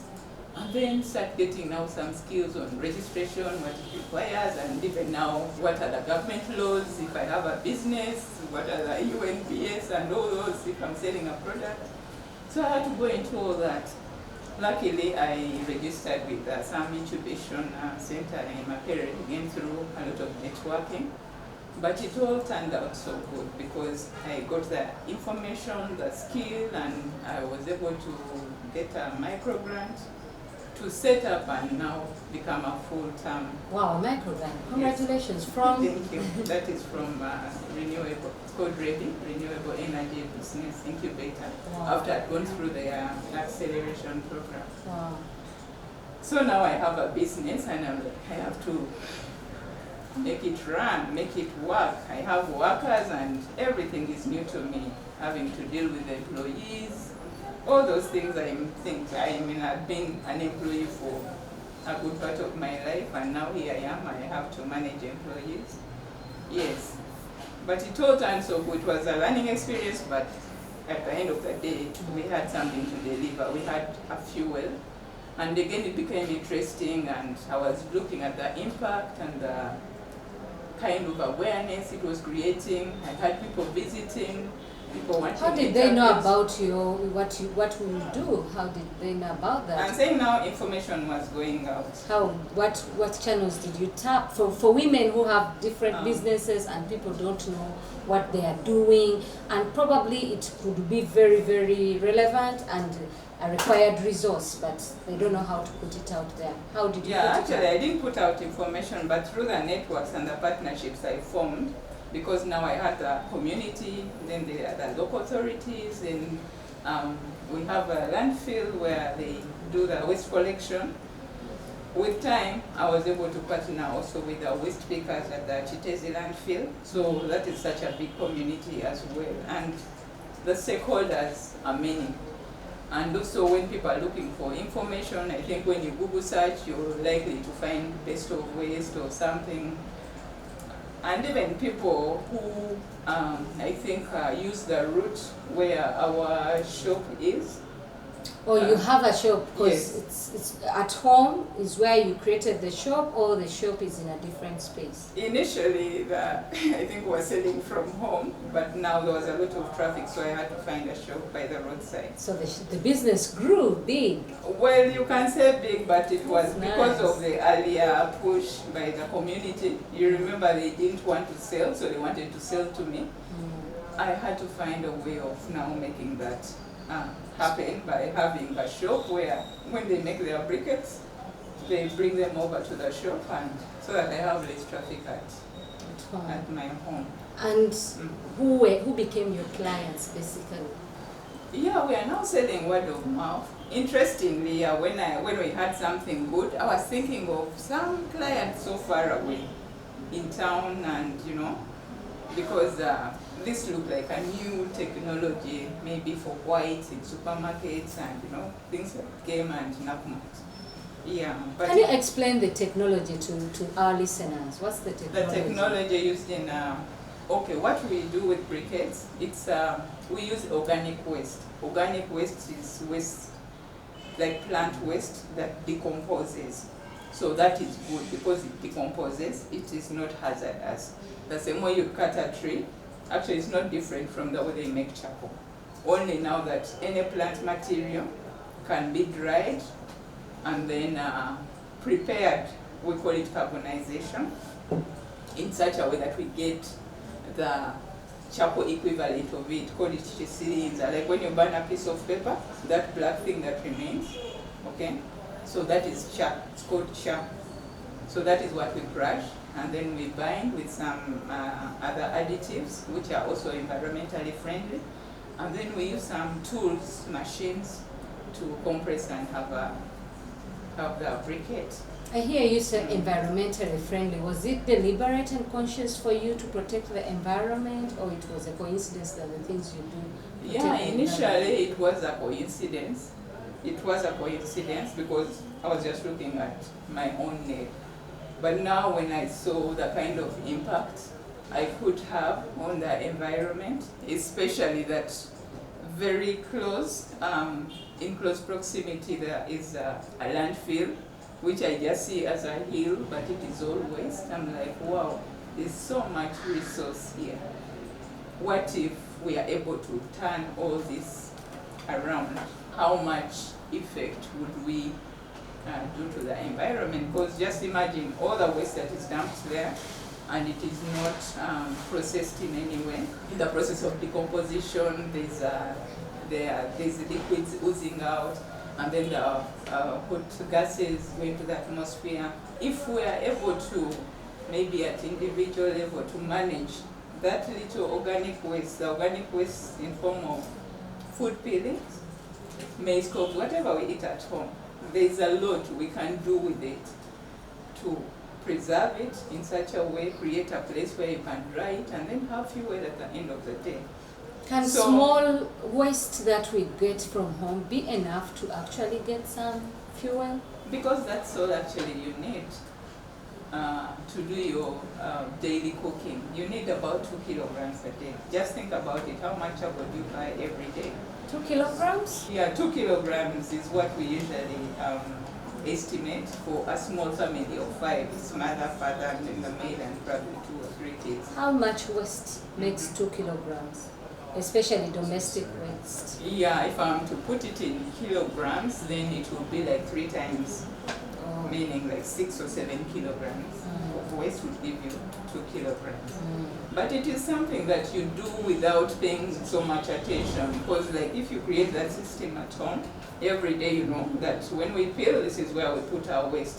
When it is this is where it goes, and then this, and then at the end of the day, it's kind of a circular thing, whereby at the end of the day, you know, you had food, and then it is coming back as fuel. So the people in your community must not have suffered when the rest of us were suffering from COVID effects. No charcoal, no.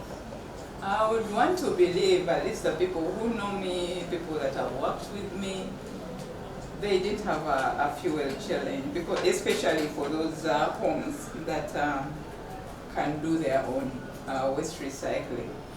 But what was interesting is that because of this, like she said, people are always moving to town to go to work and everything. It's like they don't know what is around them.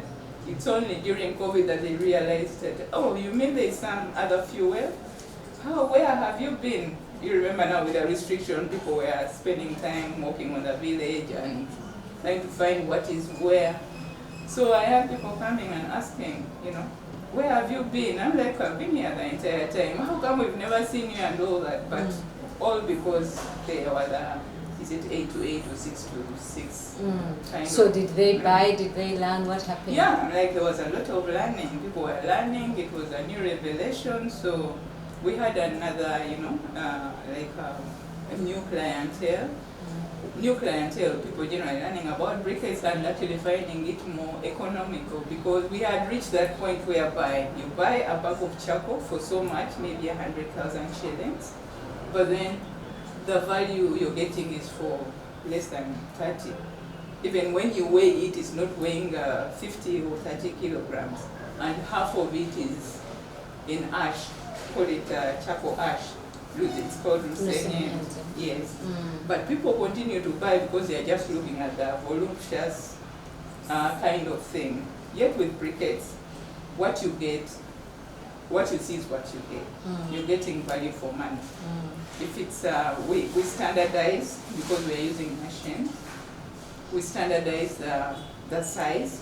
So you know 1 kilo has probably 6 pieces, and it will always be 1 kilo. The 6 pieces will always. So you never have that compromise where 1 kilo is less by a certain piece. So that gives a bit of trust also. Then there's the durability. When you're burning with it, it will take you longer.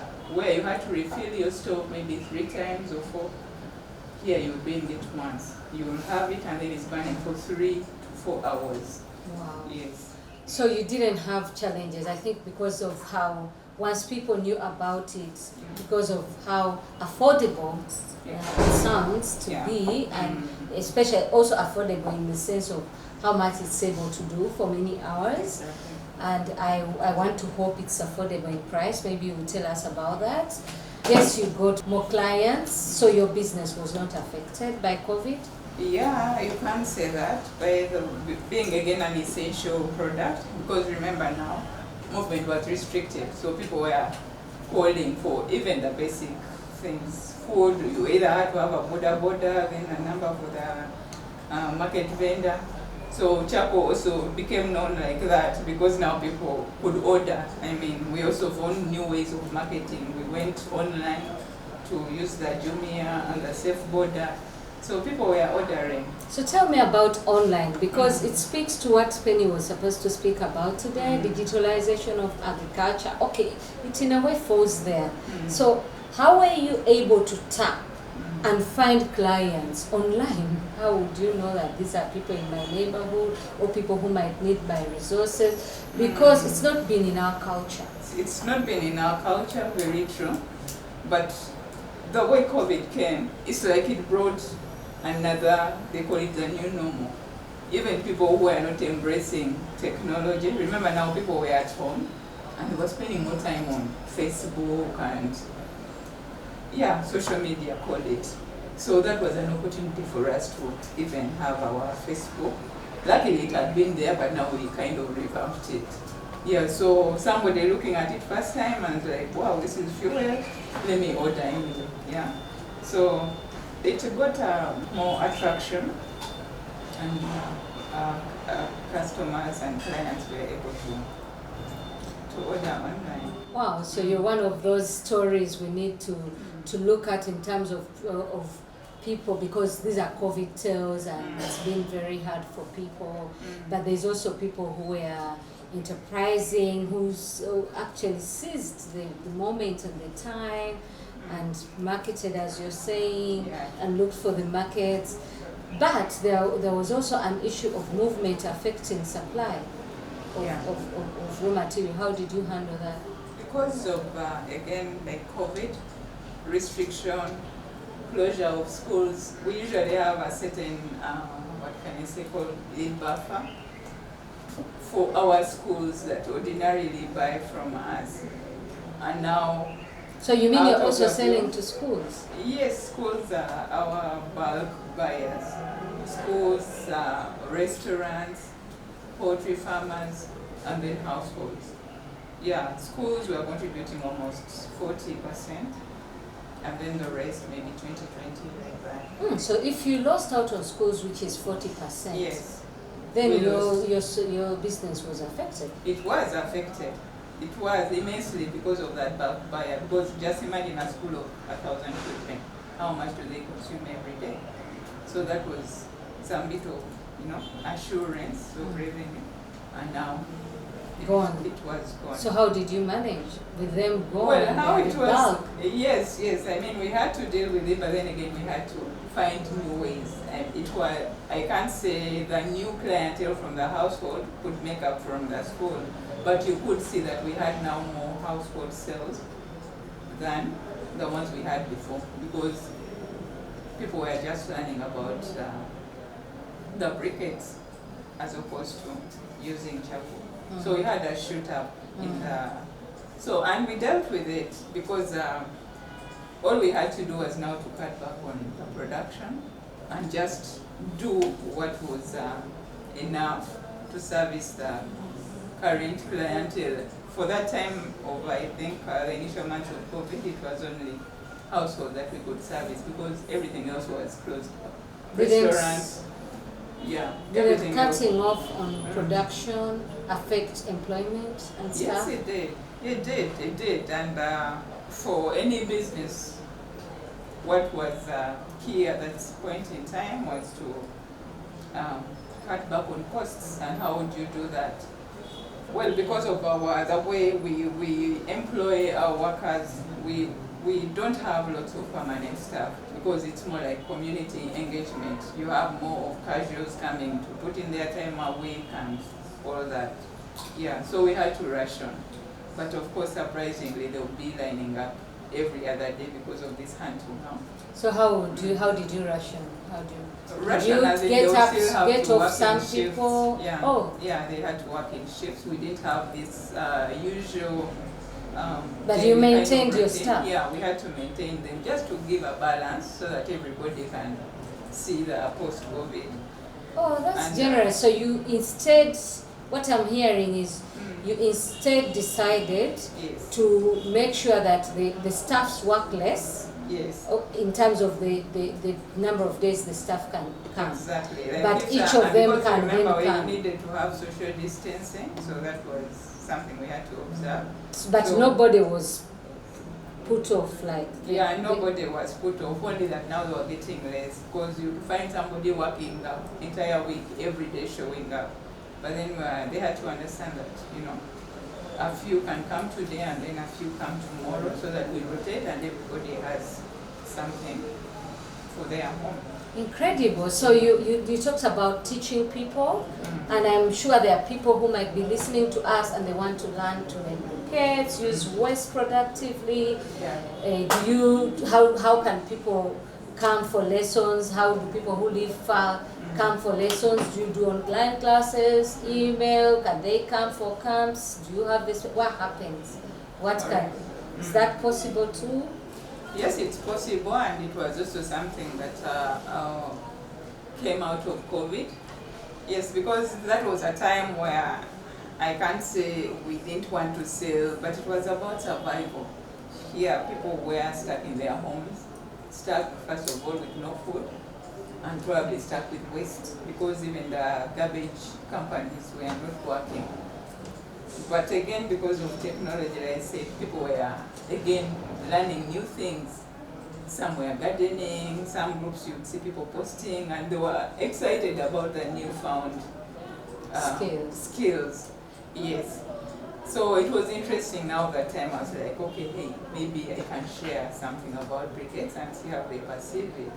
And it was overwhelming. Oh, really? Yeah, everyone wanted to say, well, I have waste here, or I have this. Some even had that Luceniate I've been talking about, whereby you have your bag, half of it is charcoal, and then half the entire time you've been throwing it away. So some got excited. So Luceniate is also productive? Yes, it's productive. It's very productive. How? In making the briquette. Yes, it is waste. Okay. Because what happens to it after you got your charcoal? Yeah. What do you do with yours? I just throw. Exactly. So I think I need to come for lessons. Yes, you need to so come where for do lessons. I come to? Yeah, so we shared videos so that people at least could be able to make their little fuel at home and just survive through. So you have videos online that direct people how to make their own briquettes? Well, that time they were not professionally done. Yeah. But now we are making. But you have them. Yes, I have them. So where does someone go to if they want to watch those videos? Well, I have some on our Facebook page. What's your Facebook page? I will share, but it's the BO is Best of West Limited, so it's BO Ltd. That's the Facebook page. For people following us up to be able and to, then our website visit it. bestofwest.org. So visit bestofwest.org for more information on how to make your own briquettes. Thank you for employing the community. Thank you for saving the environment, because if people have to manage waste, then they're saving the environment. And I can see Madame Olivia taking a lot of notes. What's up? Yes, What's happening? What I was speaking from her is that charcoal waste, that if you have too much of it, it is also very good fertilizer. Yeah. For the urban farm.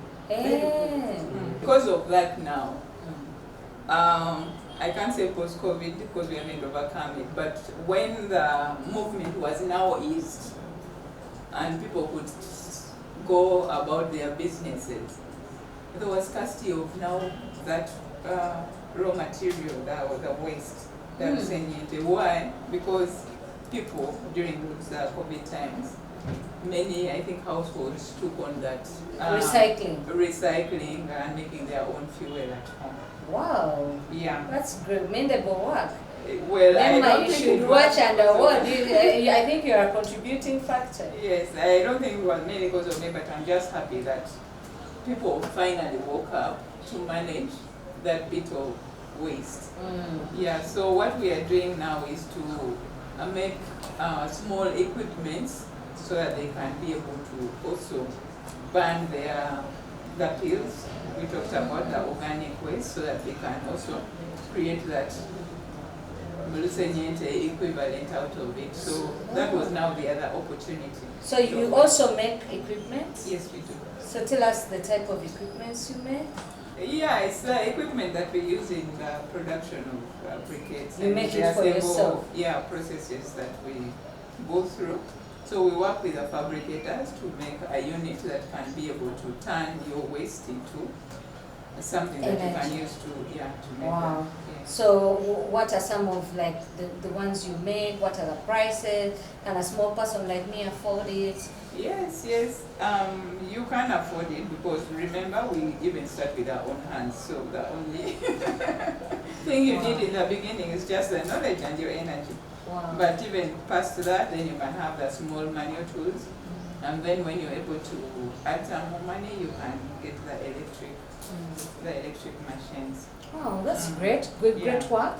I would like to follow on what you were talking about, Luceniente, and how it fertilizes.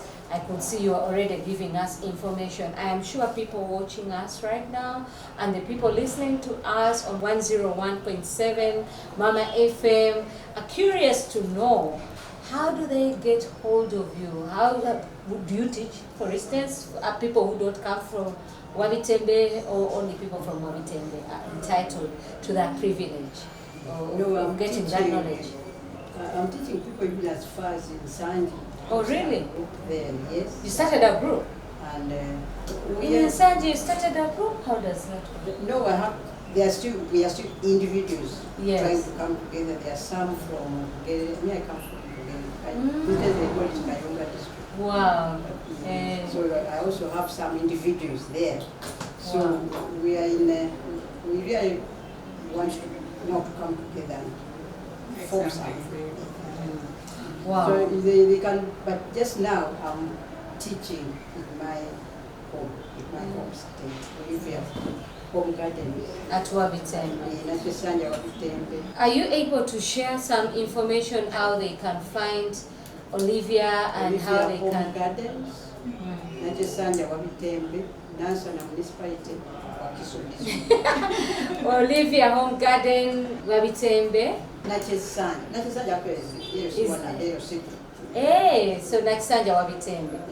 In Nansana Municipality. But these days, especially the COVID era, has demonstrated that we do things online. Are you on Facebook? Can people connect with you on Facebook? Is it okay for people to connect with you on your phone contact? How do people contact you? Yeah, Facebook. We are now in advanced stages of starting it. The page for Olivia Home Garden. Yes. But my number, the phone number. If you're okay sharing it, please go ahead. Okay. Please call when you're requesting or in line with agriculture, advice, home gardening, and a number of other things. The phone number has the WhatsApp. 0772. 0772 for Olivia's Home Garden. 697875. You can also send mobile money, no problem. Don't say you sent it by mistake for it to be returned. Once the money goes there, kaput. Yeah, those are my words. And in the interest of time, I'd like to invite. I should add that we are also now focusing on the school children. Those are the youth that should be coming up. Wow. Incidentally, it is good now. Urban farming is in the new curriculum. Wow. So for secondary school. Hey, so I need to educate myself on the new curriculum. Sounds like it's really trying to respond to the gaps. If it is really implemented well. Incredible. Oh, that's good to hear. So we are focusing on those who will be coming for practical lessons. Hey, so the schools who around. can? Oh, so it's the schools. Even for only schools around. We are starting with those. Okay, so charity starts. Charity starts at home, but that should not frustrate, I suppose, people, schools who want to take students to look at some of these things and learn gardening. So please visit Olivia's Home Garden. Are you also open to schools? Yes, and we are who open. can we are come? Open we have a place now where we make briquettes that is not home. But Okay. it is close to home. Okay. Yes, so they come to Bristol Waste Limited. Along where? Yeah, and we are located in Chitezi. That is Wakiso. Chitezi, yeah. Chitezi is Wakiso district. Yeah. Okay, so Best of West is located in Chitezi, Kasangati municipality of Gayaza Road in Wakiso district. Wakiso is positioning itself with serious entrepreneurs because Nansana municipality is also in Wakiso district. So please believe you me, I had no idea that they all come from Wakiso district. Just mesmerized and impressed by how they touched communities. See native voices empowering communities to take charge of their destiny, and they did not only empower communities, women too, and we are celebrating women, and especially that it is women who did this awesome work. We thought to celebrate with them. We also thought to share their experiences so that we could pick a lesson, pick a leaf, but also see how to also get those experiences and lessons and good examples and actually replicate in our respective communities. You don't have to be doing what they do, but whatever you do in your own way, please do it. And as we celebrate womanhood, please don't forget that you are safer, you are secure if those around you are safe and secure. And don't forget that once you actually elevate and support a woman, you are supporting a community. Can you imagine what they did? I think there is something to do with the fact that they are women, to think, let me go to the women, let me teach them. Not just them, not just their family. I think it is the motheriness. And believe you me, it has nothing to do with me promoting women because I'm a woman. This, I think, is a fact, a proven fact. But I would like to hear your parting remarks and anything you would like to share, and also in terms of womanhood, celebrations, belated celebrations, and to your listeners out there. I think we'll start with you. I would like to talk to my fellow women. We are in this struggle together. Let's not depend so much on the men. They also have their own problems. Let's work together with them in the community.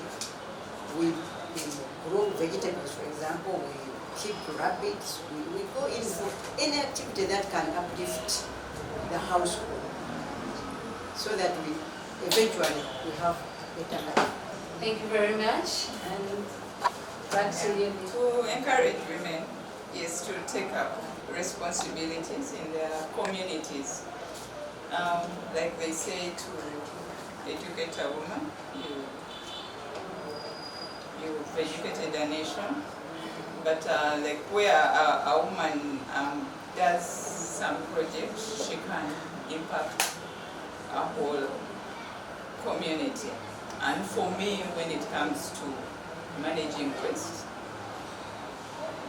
this environmental thing is not something that is going to be sorted out by somebody out there. It has to start with us in our compounds, in our households. And it's the kind of a training that we give our children that is going to shape this world, or the kind of society we give to the next generation by managing our waste at home. I mean, being able to sort, to tell the kids that yes, you put this here and this is what you can do. If they grow up with that, I don't think they will ever depart from it.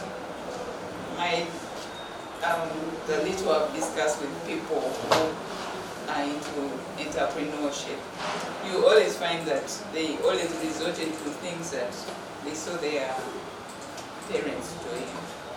So it is our duty as women, because we are more at home and more at home with the children, to influence the kind of parts and even behaviors that they will take up. Wow, so awesome and very humbling. Thank you so very much for the inspiration. Thank you very much for honoring our invitation. Thank you for inspiring communities. I thank Ladima Foundation for the initiative. I thank the German Academy. I thank the German Corporation. And Christine will join you. Christine and Ruth Kat will join you with the rest of the evening, where among other activities we will launch Brayot's film. We will also watch, I think, other films like Selfie. They will be filling you in. Thank you for being a wonderful audience. Please don't forget to like our pages. Don't forget to tune in to Mama FM 101.7. Don't forget to go to Native Voices International, to Native TV International, and that is the YouTube channel, and to the Celebrating Womanhood Festival Facebook page. Thank you very much. And the films that are playing, actually, because they collected over 200 films across the continent, but the 10 winning films, because they actually awarded the winners of that competition. It was a competition where filmmakers across Africa shared their experiences, or shared films or works about artists' experiences during COVID. Wow, wow, wow. 2 hours have passed without me noticing. And to think that something like COVID can just come and have its way and have all this impact like it did. My God, who would think? Kudos to the amazing ladies who have gone out of their way to impact on their community. I don't know about you, but I definitely am going to intensify my gardening efforts.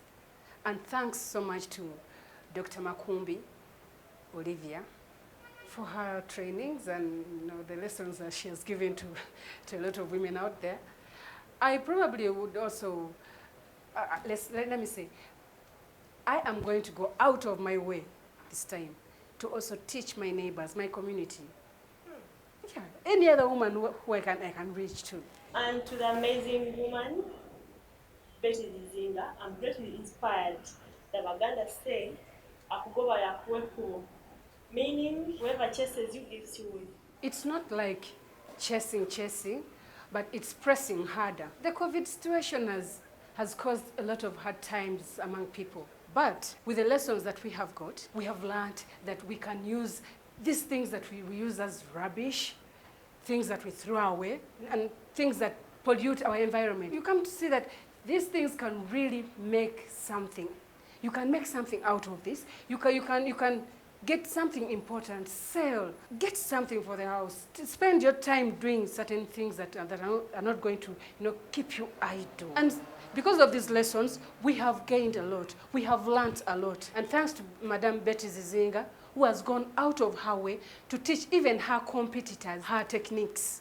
And practically, she's training competitors, people who are going to compete with her in the future. But, she's selfless. She's a person that means good for everyone and the environment. By the way, that's good. Hope you've also been inspired and do the same. Madam Pena inspired us in digitalizing agriculture. And I agree entirely.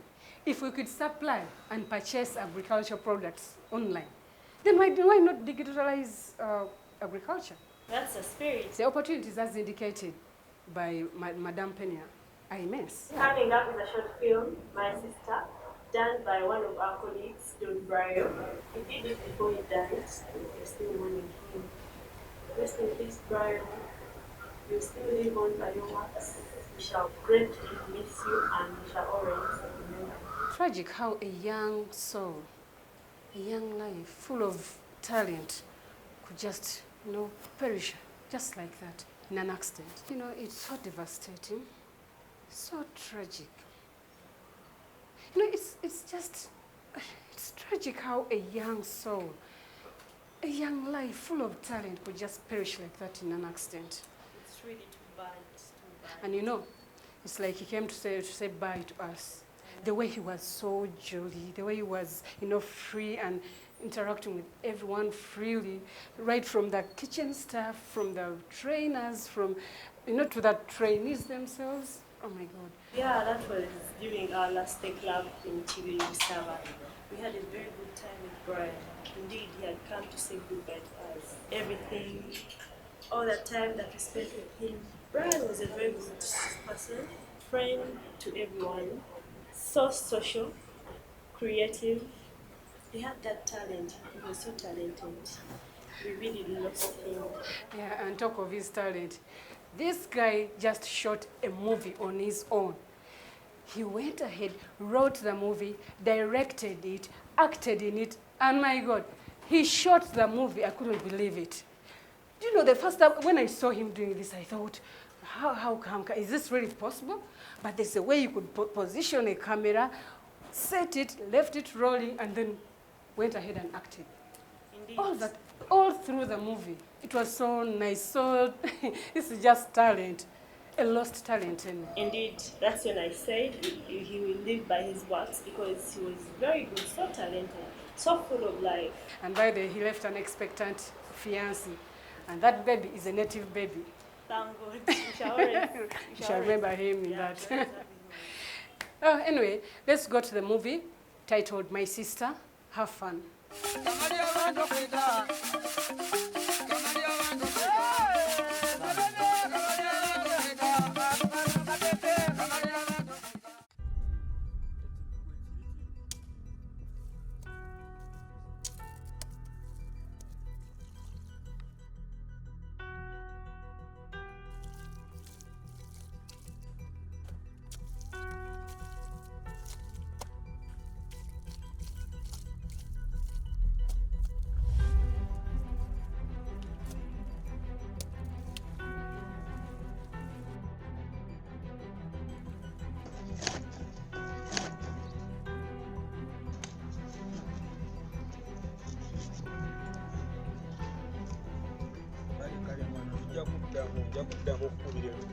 Sande sande. Ogamba chimu. Chechiriwo. Yebaleko. Olikiriya. Yes sir. Sowaye akataka kabadde kampundiza. Wadde bangambe mbo wadde onjagala mu wali wonna. Ngaali wakalimu konfuniddeyo. Ate nakubiddeko akasimu ko nga tekaliiko. Mwana kasimu byaba China nga bw'obimanyi. Ka smartphone naye charging system yafaamu. Oluusi ku charging ateeka ku direct yakujja mu lyanga. Ebyo mbimanye ebyo. Kaakano. njagala ompangire katanuulu naye tonseranga luli eri. Okimanyi era gwe wange ebintu byombimanyi. Akuluno nja kusalirako just kaayale nnyo tujja kwogera luvannyuma. Buli kimu tukikwasaganya ffenna.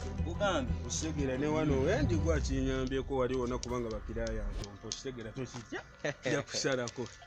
Kati kyogamba ogenda Masaka? Ngenda Masaka ndi awo era ndikyabirowoozaamu kubanga era nali nyina okugenda najjo naye ng'era ebyakasimu nyina osooka olinda basindika kasente ate ebyacharging system bikyali biwanvu naye nga anytime nyinza okugenda. Ngenda kujjayo byange kubanga eri Masaka ndaba ebintu biwedde manyi n'okudda mu site noonye ku bulimu obutegeerategeeramu naye nga busisita waali atya mwana gwewondeka bulijja mbadde nzijukira bagamba muyaddeyo ku ssomero. Owaayi sisita wange oyo omanyi maama okufa yandekera oyo mwenyi omwana muto nendowooza teyakirabamu magezi. Kiki ate kyekyatuukawo? Mpulira mbu alina akavubuka simanyi oba ke kadankani oba bigize bitya. Dankani ono mutabani wa Masereka oyo wennyini. Kwegamba oyo atayidde kyadde kyayina yali ku sisitemu katanamutuusaawo. Nzeera ne mmala nkwata kwako akavubuka ne mmala nkakatako nti kaagala kukola kasiibeeyo mu byako. Kati olaba nakakubirako juzi nga nakubidde jangu tukole wamu n'abanfuneyo kasente eyanziramu segeera uyo mpulira namutuuza ne mwegaira banaye mwana niba kitova kavubuka ugambe ki nze kasita nzize ssebo.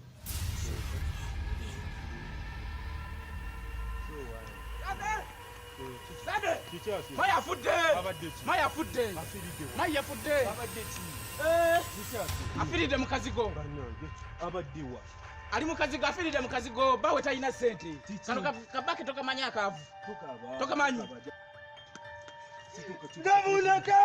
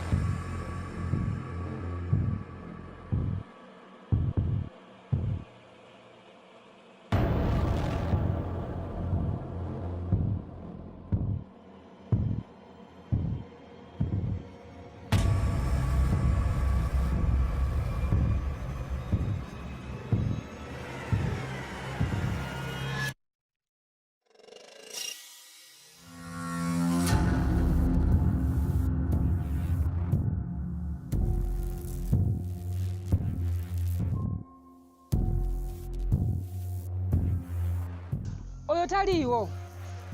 Omulambo bagutute mu mochari. Ate ono tekyali just bulwadde n'okumukuba baamukubanga. Oli omulenzi akuba. Oli akuba. I am going home. Moko oze ngachitalo.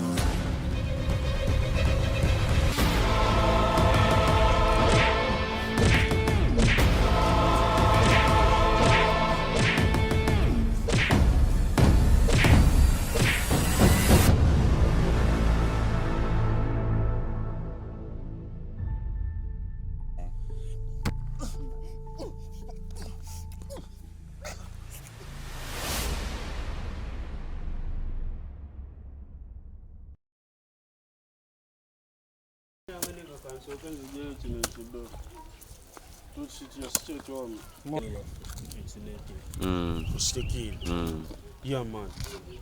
Nokubivanga. Turabivanga. Kiri bwe kiti. Gwe toina speech mpango. Kiti muyanga niga jebali. Wamasecho? Si bingi. Mambo cha rasta wa baba je bale lero kitambudde.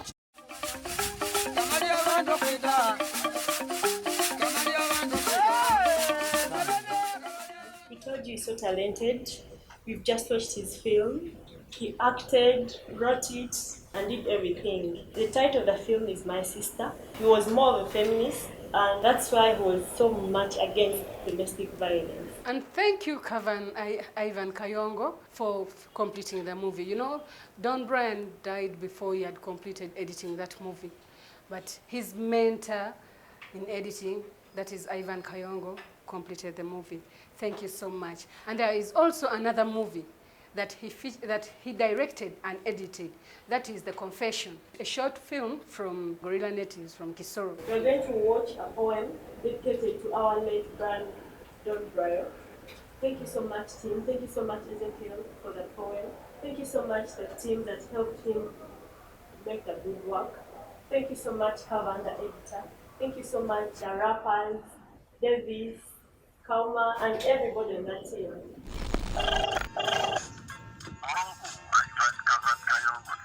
Brian mwana, Black Magic mwana, okedde nnyo nawe mwana.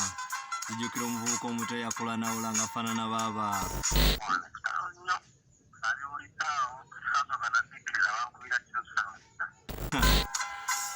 Kale mbula okukaaba, okunywa taaba, sobola okwerabira n'okukakanya obulumi bwe mpulira nga nkulowoozaako ng'omusiraamu ku kabba.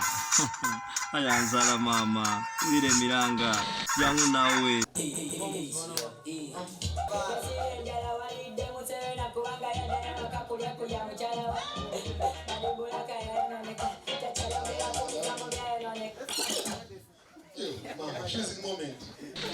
Kankomaawo baaba, kuba nzijukira ebintu bingi mwana. Bato bwe yagamba.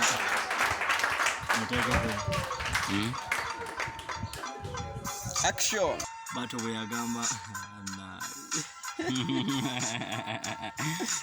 Kazeyo. Self-fitting.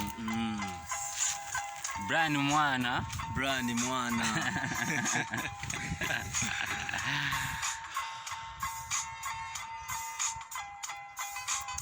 Brian mwana, Black Magic mwana, okedde nnyo naawe mwana.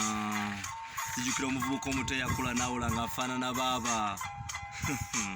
Kale mbula okukaaba, oba okunywawo taaba, sobola okwerabira n'okukakanya obulumi ng'omusiraamu ku kabba.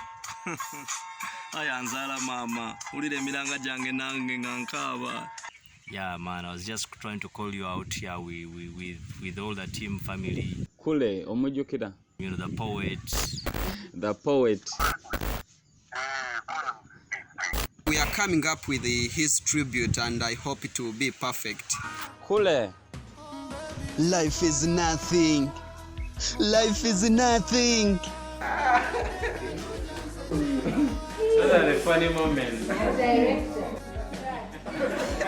You have no formula. You were not flamboyant, but we shall miss your talent. Altogether we are confident. Though you have gone, I will remain your student. Kavani and the rest, Toto. Man, omusajja yafudde. Yeah, we're in town, we're together right now. We're trying to, to put up a tribute for Brian. But it would have been so good and flawless when you're around. We lost Black Magic. The baddest boy, the hidden secret that never happened to the world.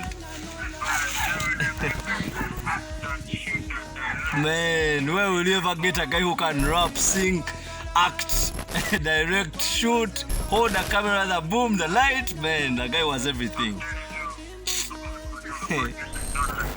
He had a badass smile, man. Your last presentation is where you got your connection, but needless to mention, we are now in commiseration.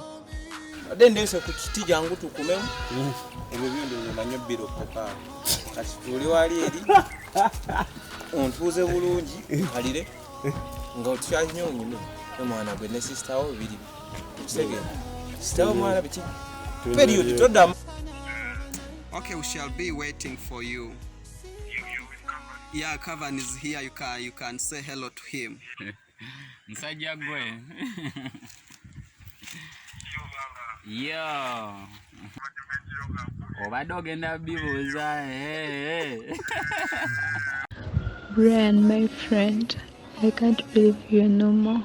I can't believe I've spent some days without receiving a call or a message from you. I never knew all the good things you did for me and the best moments we spent together. You were saying goodbye to me.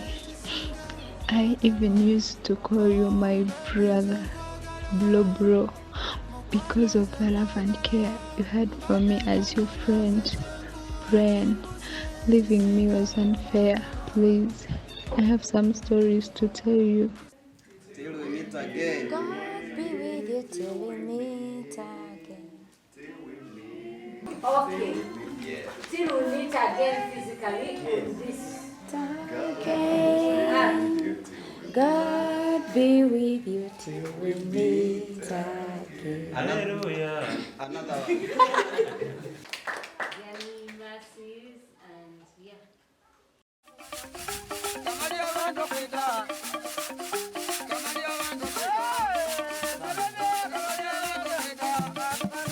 As we go with the COVID tales, let's watch the short films done by different women filmmakers across Africa, which they did in collaboration with the German Academy and German Corporation. Thank you, Ladima. Thank you, the partners.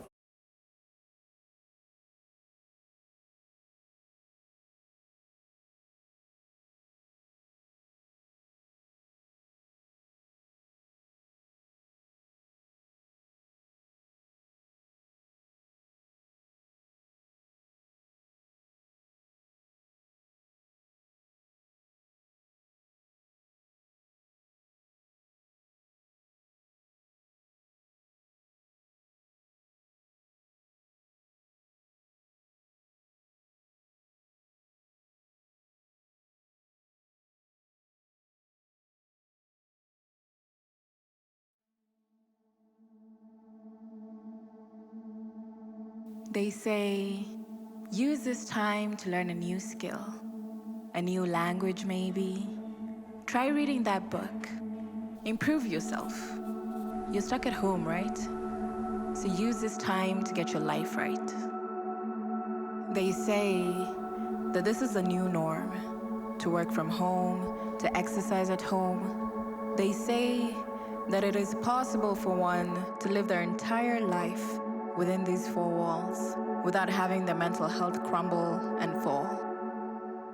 Though in retrospect, I really don't think they were talking about women. My children and I are stuck at home. They don't understand. Are we on holiday, Mom? No, you're just cooling from home.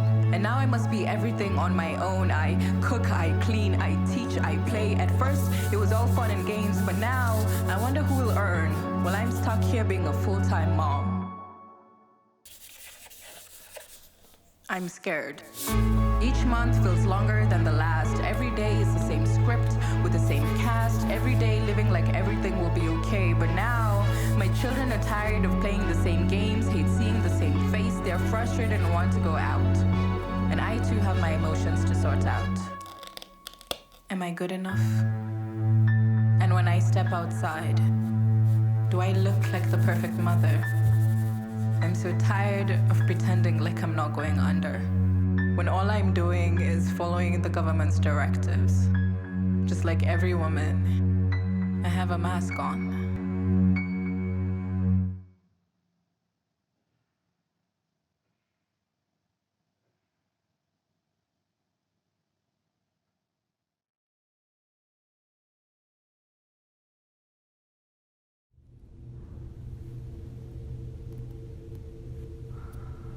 If you are reading this, it's already too late.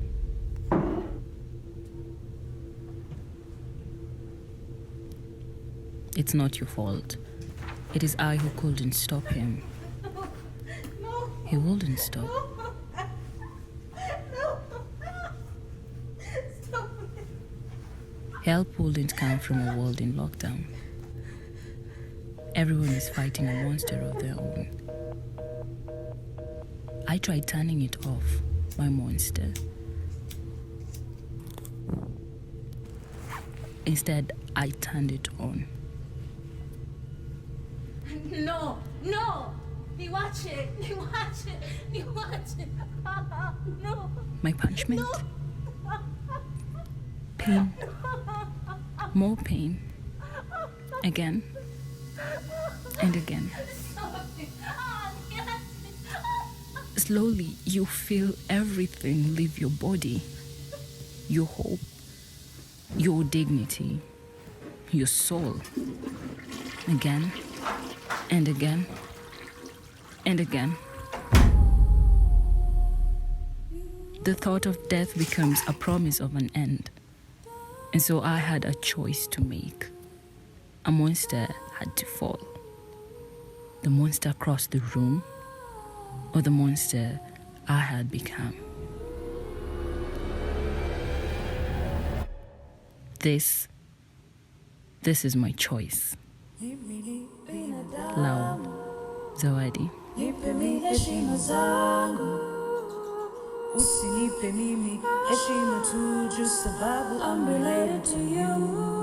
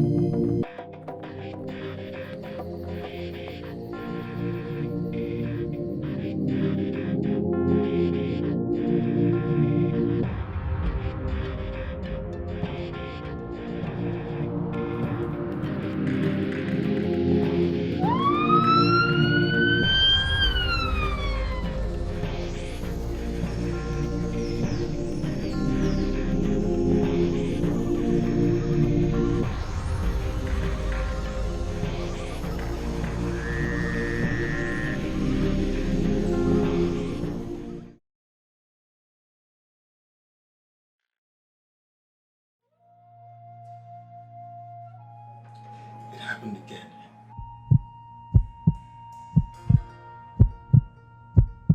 She provoked me. I tried to hold back.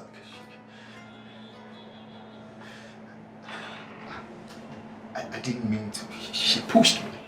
She just pushed. Help! Ernie wants to kill me! Help me! Help!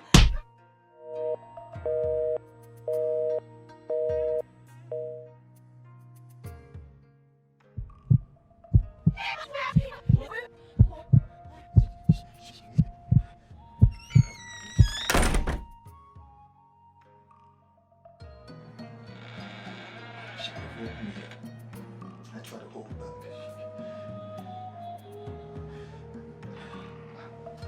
I didn't mean to. She pushed me. She just pushed. Help! Ernie wants to kill me! Help me! Help!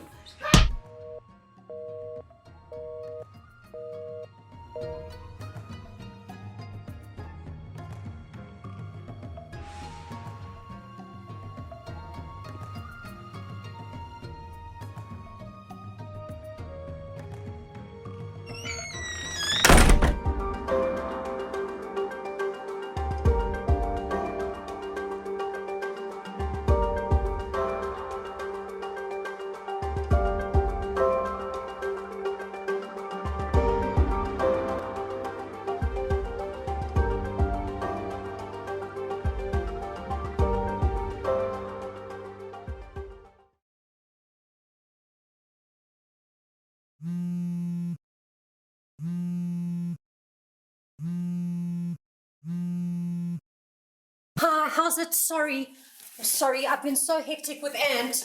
I've been trying to help him at the warehouse. You know, they're supplying the hospitals now. I'm sorry, I told you I got busy. I'm helping Ant.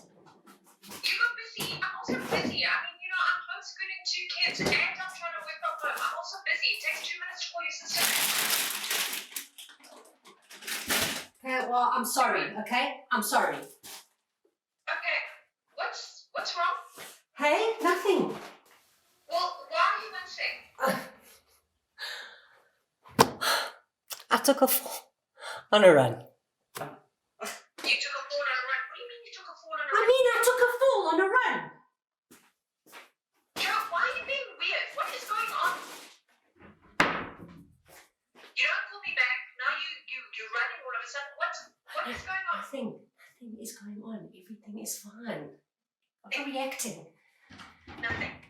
You know what? Listen, can I actually call you back? I have to get Ant's lunch ready. He's hectic, and I also promised that I'd try and make this pineapple beer. That doesn't look like a fall on a run, Joe. Listen, I've got to go, okay? I'll call you later. Don't call me back, Joe. Ant? Hi, babe. Are you on the phone again? No, I was just getting out. Why are you on the phone again? I told you, get off the freaking phone. Ant! It's costing us money. Ant, please stop. Just get off the phone, man. Stop, please. No, Ant. Joe.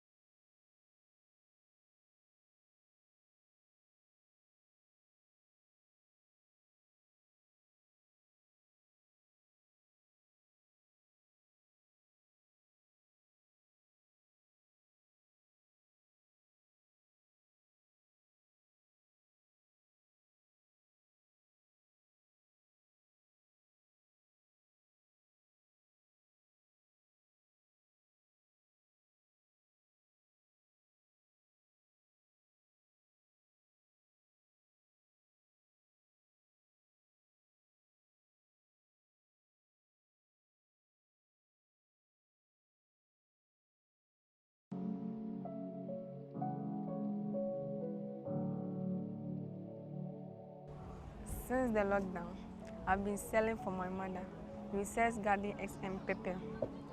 I've been coming to market from Tuesday to Friday and sometimes Monday to Saturday. Since the lockdown, the teachers in charge of the classes send us passwords and links to join the meetings to have classes online. For the time of lockdown, I mean, to miss Punkai.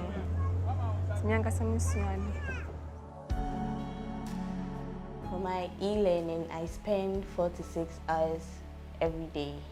It will be a meeting, and said sometimes a penamiton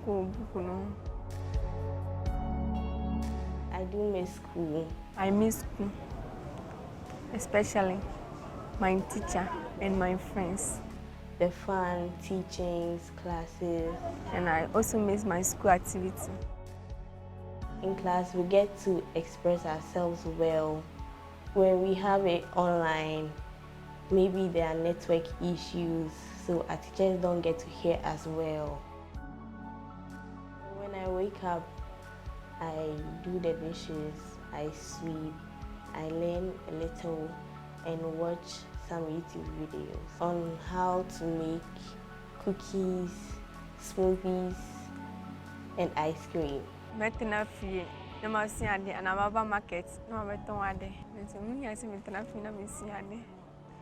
My name is Rima Kali Hamon. Erica Boima is my name. I am informed. GHS2.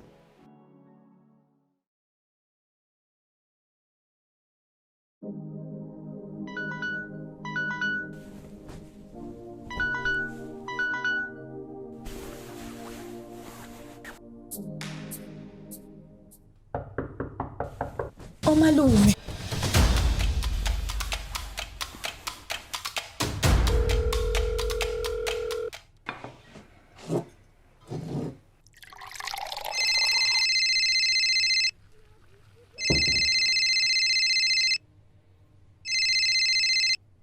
Music to my ears. Oh, you won't like the sound of it. Oh, malume sebefikile for ingxoxo zamalobolo. How? But kinis na lockdown. Bo malume. Ngabe yonke into emngomomo. Malume? I have an idea.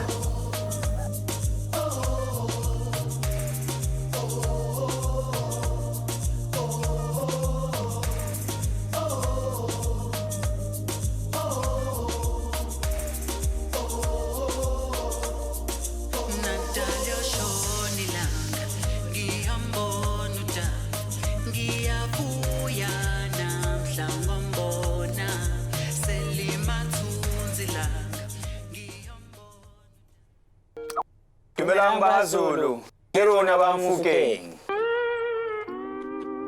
Hawu malume, bazoyitransfer yonke imali. Rihlele mona utlokupa mhope wa methi. Cha ndodakazi. Akuyona neze indlela esenza ngayo izinto lapha kwaZulu. Lento ezothukuthelisa abaphansi. Hawu malume ngiyanicela, ngiqanehlisa umoya.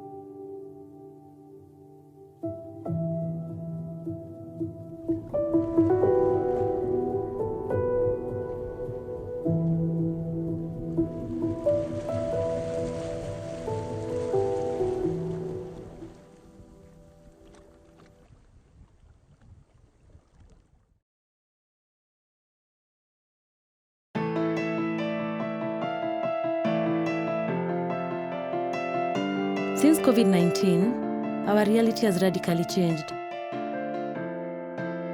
But I've learned that it's okay. It's about me being responsible, not only to myself, but also to my family, and even those I don't know. Yes, it's a hard time. Yes, all my jobs are on hold. Paying bills and providing food has become difficult, but I've also learned to stay positive. I now spend a lot more quality time with my family. I have learned that it's okay to take a break from work without feeling guilty. I've become more self-reflective, less self-centered, and spend less time on social media. I've learned to think more about my life and what I want, to strategize and plan a positive way forward for the time when the pandemic has passed. The virus has turned our world upside down. It is not our fault that we have to stay at home. We have no direct control over the present reality of quarantine or lockdown. But we do have a choice over our own emotional well-being and commitment to the safety of others. It is important to remain positive, not to become anxious or spread anxiety, but also to think about and do the things that make us happy. Encourage people to keep doing what they enjoy while they stay at home. Stay mentally and physically active and eat healthy. A sense of achievement or doing good, no matter how small, has never been more important to all of us. Remember, being a hero has never been easier. Staying home means saving lives. Together we will fight the coronavirus. Together we will win.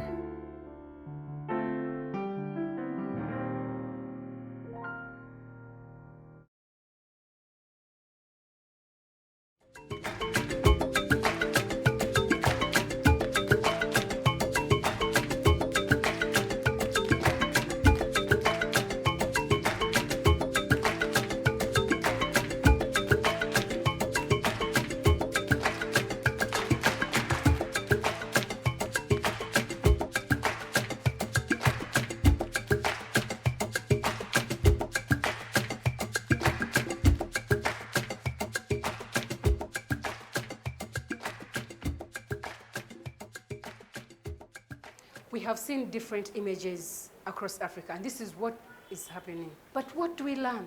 What are the lessons? What are the challenges? Though we've gone through hard times, we still need to forge ahead. Life continues, life goes. Okay, thank you so much. You've been a good audience. Keep sharing, keep liking, and invite more and more people to come and watch this. It's so interesting and educating. And good, not yours.